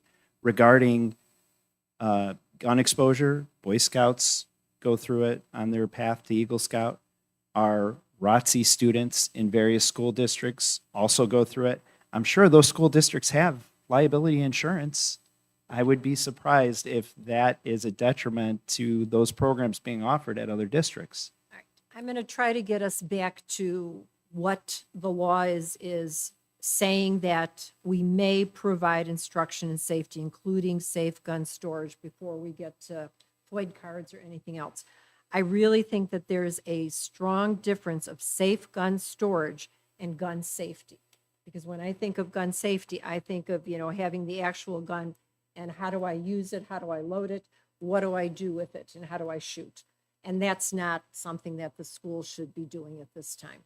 I think, safe gun storage is important. If we can help the families, keep them safe, keep our students safe, that's a good step to go forward with. I like Ms. Cavill's suggestions. We've worked with the police department. Mr. Hildebrand works with them. Let's take a look at what they're comfortable doing, what we can do to communicate the information. Let's take it in small steps and see where we go. We're starting, and I think that's an important thing. Madam President, I'm just going to briefly share something from, I don't normally do this, an explanation from my personal life about why I'm in support of what we're talking about. When we're talking about, there's a wide area between education about safe gun storage and safe gun handling, because there are people who live in homes with gun owners who do not themselves want to handle a gun, but live in homes with guns that are or are not safely stored. And those people essentially are also what we're talking about. We're talking about many of our students who are simply too young to own a gun, but who do already live in homes with weapons that are either secured or unsecured. And, you know, thanks to public comments, we've all heard the data about exactly how many unsecured weapons there are. I grew up my entire life in homes with unsecured weapons. Those weapons were turned upon my mother when she bathed me as a child. And that gun, one of those guns was turned upon my chest when I had just graduated from high school and come back to visit my family. And if, you know, by that point I had learned that in the context in which I was living, there was no one who was going to listen to me when I appealed for help. And if there had been a free lock that could have been given to me, that I myself could have put on the weapons that were in the homes that I lived in, that would have provided me seconds, minutes to maybe get myself away from my home, into my car and someone else, or even into a neighbor's home, I think that would have made a real difference for myself and my sisters and my family. So when we're talking about this issue, and I know that obviously I'm emotional, people get very emotional about this for good reason, by the way. There are a lot of people who aren't gun owners who are also interested in gun safety from many aspects. And it is for that reason that I am in strong support of the motion before us. Thank you. Thank you So- very much for sharing that. So, Madam President, again, stating the legislation identifies safe gun storage, not safe gun handling, not gun safety. It says, item number 2, safety in the home, including safe gun storage. So that's what we're talking about here. We're not talking about FOID training. We're not talking about how to handle a gun. We're not talking about other things associated to firearms. We're talking about safe gun storage. So I think to Mrs. Cavill's point, you know, we don't have a motion before us tonight. This is for discussion. I would also like to ask the administration to have further dialogue with the local law enforcement. And I'd like to know when the administration feels that they can come back to this board with more information from local law enforcement with what their recommendations are, especially if we have safe days coming up in our schools, which you said are in the fall, and the fall is here. So I'd like to make sure that whatever we do, we don't miss this time, or there's another time that we can incorporate whatever recommendations we receive from the police department. When is There's, this is what I suggest, is that the police departments are certainly willing to work with us for communication pushed out on our websites. I suggest that the board speak to whether they, by consensus, want me to do that, and I will proceed with that. of putting information on our website? And communications in connection when we do our safety communications. All right. Is that agreeable? And would that then talk a little bit about the safe gun storage? The safe gun storage component that is on here is really in curriculum. So that would come to the board through the fall curriculum committee. I would ask that the board, through consensus, say we would like that to be discussed and an idea presented. So there's two different things. There's the communication and there's the curriculum. But I would like consent, based on prior discussions with consent, I would like the board to consent whether they want me to communicate and work with the police, and whether they want the fall curriculum committee to discuss options for this. Okay. All right. Is everyone clear? So I think regarding working with the local law enforcement on communication, I again like to hear what they think we might do, be it website, be it setting up a table in the school hallway, whatever. You're asking for reports back on those conversations. Yes, Yeah, okay, yes. fair enough. And then I do think having it within our safe curriculum is also worthwhile. So I need two different All right. things. Consensus To actually work with the police and communicate, and I will give the board information of what we're doing. All right. Mr. McGowan? Oh, we went around big circle. When we, And communicating. absolutely, absolutely. Would you consent to that? And Dr. Small and the administration will provide us with information. Absolutely. As far as curriculum goes, correct? Not yet. No, okay. No, not No, yet. Just, this is the first part Okay. of the communication. This is actually doing the communication. Yes. Yes. yes. Okay, Mr. Dombrowski? Yes. Ms. Cavill? Yes. Okay, Ms. Barron? Yes. Okay, Mr. Rosenblum? Absolutely. Okay, and I agree also, so we've got that. So the second part I would need is that, Yeah, yes, she did. is that through consensus, this board would like during the fall curriculum committees, a discussion on how this would fit into including safe gun storage as a part of our curriculum and what course it would be appropriate in. That if the consensus occurs for the board, Mr. Shoemaker would take that to the appropriate department. That would come back to the board in the fall curriculum report. For approval or disapproval. That's correct, just as all the curriculum So changes just, do. we're saying okay to an exploration, essentially. Yes. Mhm. All right, Ms. Barron? Yes. Okay, Mr. Rosenblum? Yes. Ms. Cavill? Yes. Mr. Dombrowski? I wish we would have discussed this independent of the storage. I would like some evidence-based standards to support the curriculum. I don't want curriculum just developed to meet the state law allows you to do this, and we do it without really having any evidence-based standards. And maybe that is some information we can get from the police department and. And the you know, government and the. Sorry. I apologize. Okay, I'm sorry, go ahead. That's the part that I don't want to cut the administration loose to develop curriculum without having some evidence-based standard tied to it. And hopefully that would come through the curriculum committee and we would get that information also. And I think the message is clear. Dr. Small? Right, so the question is whether you want the curriculum committee to pursue this or not. I'm sorry, Ms. President, Madam President, it sounds like Mr. Dombrowski is asking for evidence of analytical data supporting the need, correct me if I'm wrong, to have safe gun storage No, included in the I curriculum? want the curriculum developed such that there is results associated with it.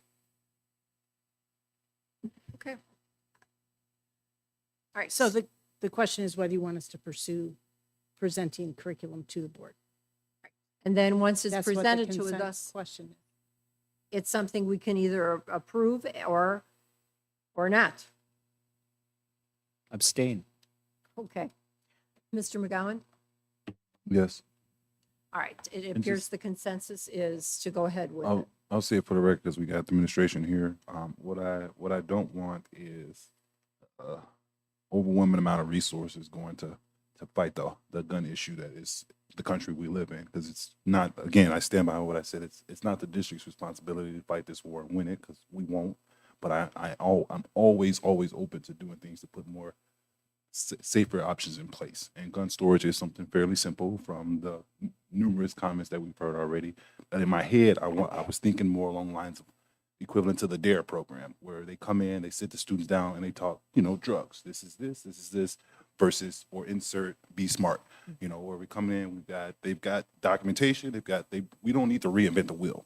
They're the experts. They know what's going on. This is the life they live. So instead of trying to come up with something from scratch, I would like to see more of maybe a partnership with someone who's existing, some of the experts and some of the evidence that's already been, some of the data that's already been put together. So just for the record. Well, and again, it's safe gun storage, Correct. not gun safety. Correct. And Madam President, I'm sorry, I just have to say, I've been on this board for a few years now. I've never seen any evidence that your team willy-nilly adopts curriculum without taking a good hard look at it. I Isn't mean, everything we adopt evidence-based? I mean, so I just expect the inspection that the various options undergo meets the same academic rigor that the rest of our curriculum is subjected to, you know, like everything else. Dr. Small, is that clear? Yes. Okay. All right, then we're going to move on. The next item is, the recommended action is that the Board of Education approve the pre-approval form for future expense reimbursement for Anna Klemkowitz to attend the III Conference November 16th to 19th, 2023 as submitted. May I have a motion, please? Okay, so moved. Second. Any discussion? Okay, roll call, please. Ms. Barron, Aye. Mr. McGowan, Aye. Mr. Dombrowski, Aye. Mr. Rosenblum, Aye. Ms. Cavill, Aye. Mrs. Klimkowitz. Aye. Motion carries. The next item is potential topics for future discussion. Now, Mr. Dombrowski, I think you might have one. Yes, I would like to add legally required board committees to next month's agenda discussion per the IASB document clearing up the confusion on board committees, FAQ, provided via email to the board August 4th, 2023. Item 5, does a board have to establish committees? In some instances, the law requires boards to establish certain committees, including the Parent Teacher Advisory Committee and Behavioral Interventions Committee. Apart from board committees required by law, the creations of committees is at the board's discretion. I'd like the discussion to include schedule quorum and BOE member participation, and further that the discussion include the difference between an administrative committee and a board committee. It is not acceptable to circumvent the law and substitute administrative committees where board committees are required. All right, Mr. Dombrowski, could you repeat the second of the 3 points that you just talked Further about? that the discussion include the difference between an administrative committee and a board committee. Sorry, the one previous to that, quorum, the one that included the word quorum. I didn't. Include hear- schedule, quorum, and BOE member Okay, thank you. participation. I know, Mr. Dombrowski, you had sent me the Illinois Association of School Boards. They had their clearing up the confusion on board committees, your questions answered, so we can send that to all of the board members. Point number 5, it talks about certain committees that are required by law, and maybe if there's consensus, we can ask Dr. Small to give us more information on that.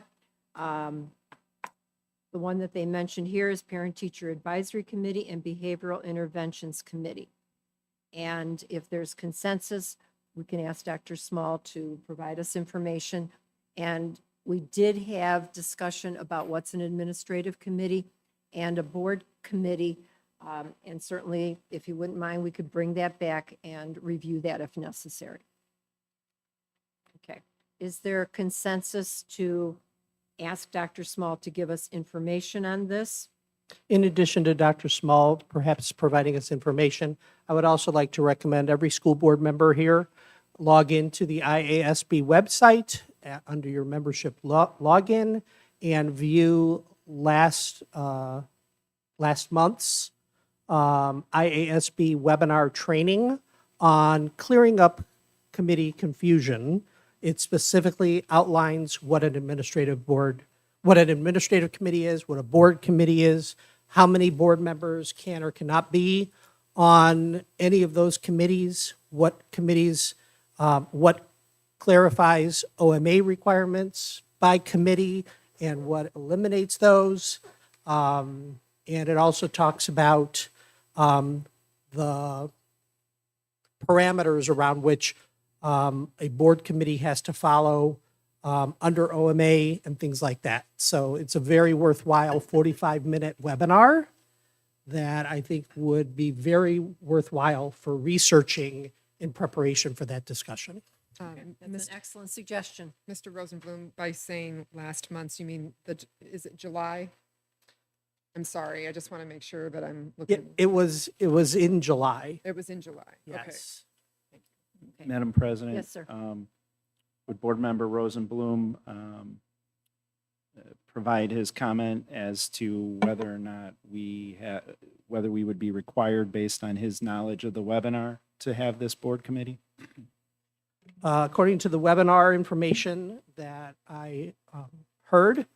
We are required to have two committees, the Behavioral Intervention Committee and the parent, what was the one? Parent-teacher advisory. Parent-Teacher Advisory Committee. Those are the only two that are required by law and by state code. The others are up to this board to decide whether or not we want them as a board committee, and to the superintendent or this board to direct her to have administrative committees. It is not, and for other information that I already have, which you'll hear about on the webinar, is a board committee can have anywhere from 0, although that's very uncommon, to all 7 board members serving on that. Board committees are always subject to OMA rules, which include giving notice, having an agenda, having minutes, and allowing public comments. Board committees can also go into closed session if they so choose, although that's very uncommon. And administrative committees do not have to follow OMA if there are fewer than 3 board members on that committee or in that meeting. Also, there's a press policy 2-1-50 that talks about establishing committees. And so that will also clarify and clear up some of the questions and confusions around that. But those are the things that the primary things that I took away from that webinar, but it was very informative. Madam President, I thank Mr. Rosenblum, and I would only request that the superintendent also provide us with the actual legal language for that, which is Illinois Law 105 ILCS 5/10-20.14.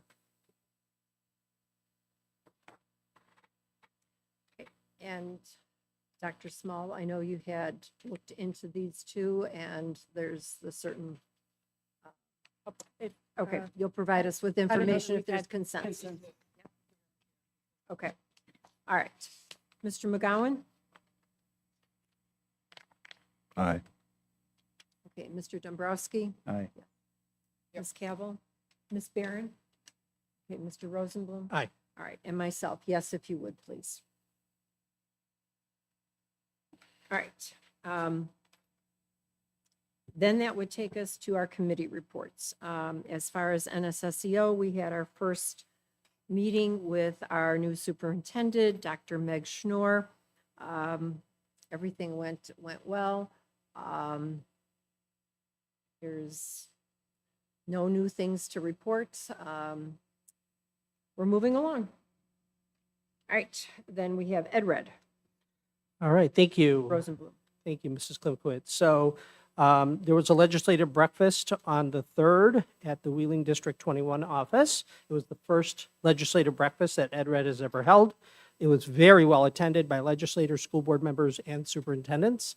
It gave us a legislative update, and there was also an interactive exercise at each table where members had an opportunity to discuss and then kind of report back to the group as a whole on various topics, from taxes to governance to supporting new arrival students to staffing to social emotional learning. And it was very good and very informative. There are a few new laws, but a couple that are specific to Ed Red's advocacy efforts. One is around tenure, dismissal, hearings, student protection. So if there are students who are testifying in support of perhaps a tenured teacher or staff member being dismissed, that there are protections now in place for the student to avoid them from having negative impact from testifying. So it protects them.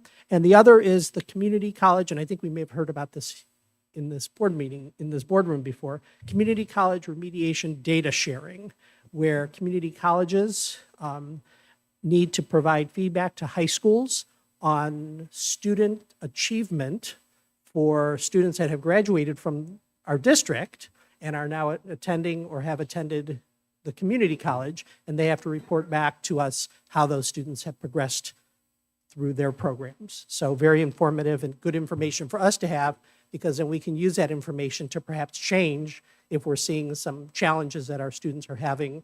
Maybe we can do something to help them overcome that or continue the success and promote that. They have a kickoff luncheon coming in on Friday, October 6th. There's a couple webinars. One specifically on September 8th about bills, including mandates on bullying, notification, and data collection, the racism-free schools law, and accelerating time frame for teacher tenure, right? There is a webinar coming up to explain more about that on September 8th. Registration's available online for our board members at the EdRed website. That's it for EdRed. If I may add in the legislation regarding community colleges, we in District 211 have an excellent relationship with Harper. We have always had access to that information, and that is a part of the sharing that we do through our Nexus cooperative. So not every high school district enjoys the relationship with their community college as we do with Harper. Thank you. Thank you. All right, that will go to the Illinois Association of School Boards. Mr. Rosenblum? There's a webinar next week, and if you're interested, it's on Introduction to Artificial Intelligence in Education. So with AI coming into play, there is a free webinar being provided by IASB. Thank you. All right, that takes us to our announcements. And we already have at Fremd High School, the National Honor Society induction. And Mr. Dombrowski is going to be attending that. Parent open house, August 31st. And then our next board meeting, September 21st. Okay. Then that takes us to the next item is closed session. And it's on our schedule here, so we have to read it and vote on it. The board enter closed session to discuss matter pertaining to an individual student, probable or imminent litigation against, affecting, or on behalf of the public body, minutes of meetings lawfully closed under the Open Meetings Act, and appointment, employment, compensation, discipline, performance, or dismissal of specific employees. May I have a motion, please? So moved. Second. Any discussion? All right, and I believe we've concluded from our first meeting, so may I have a roll call, please? Ms. Barron, No. Ms. Cabell, No. Mr. Dombrowski, No. Mr. McGowan, No. Mr. Rosenblum, No. Mrs. Klimkowitz. No. All right, the motion fails. All right, then that takes us to, excuse me, discipline of staff members. The next item is that employee Renee Cular be suspended for 5 days without pay. Further, that the board secretary notify said employee in writing of this action by the Board of Education. May I have a motion, please? So moved. Second. Any discussion? Okay, roll call, please. Ms. Cabell, Aye. Mr. Rosenblum, Aye. Ms. Barron, Aye. Mr. Dombrowski, Aye. Mr. McGowan, Mrs. Klimkowitz. Aye. Okay, motion carries. The second is that employee Louis Boso be suspended for 2 days without pay. Further, that the board secretary notify said employee in writing of this action by the Board of Education. May I have a motion, please? So moved. Second. Any discussion? Roll call, please. Mr. Dombrowski, Aye. Mr. McGowan, Aye. Ms. Cabell, Aye. Mr. Rosenblum, Aye. Ms. Barron, Aye. Mrs. Klimkowitz. Aye. Motion carries. The next item is that the Board of Education deny the appeal of the board's written decision of the Uniform Grievance Complaint, GAC/JA/KAA, as discussed in closed session, and direct the superintendent to convey the board's action to the complainants. May I have a motion, please? So moved. Second. All right, any discussion? Roll call, please. Mr. Rosenblum, Aye. Ms. Barron, Aye. Mr. McGowan, Aye. Ms. Cabell, Aye. Mr. Dombrowski, No. Mrs. Klimkowitz. Aye. The motion carries.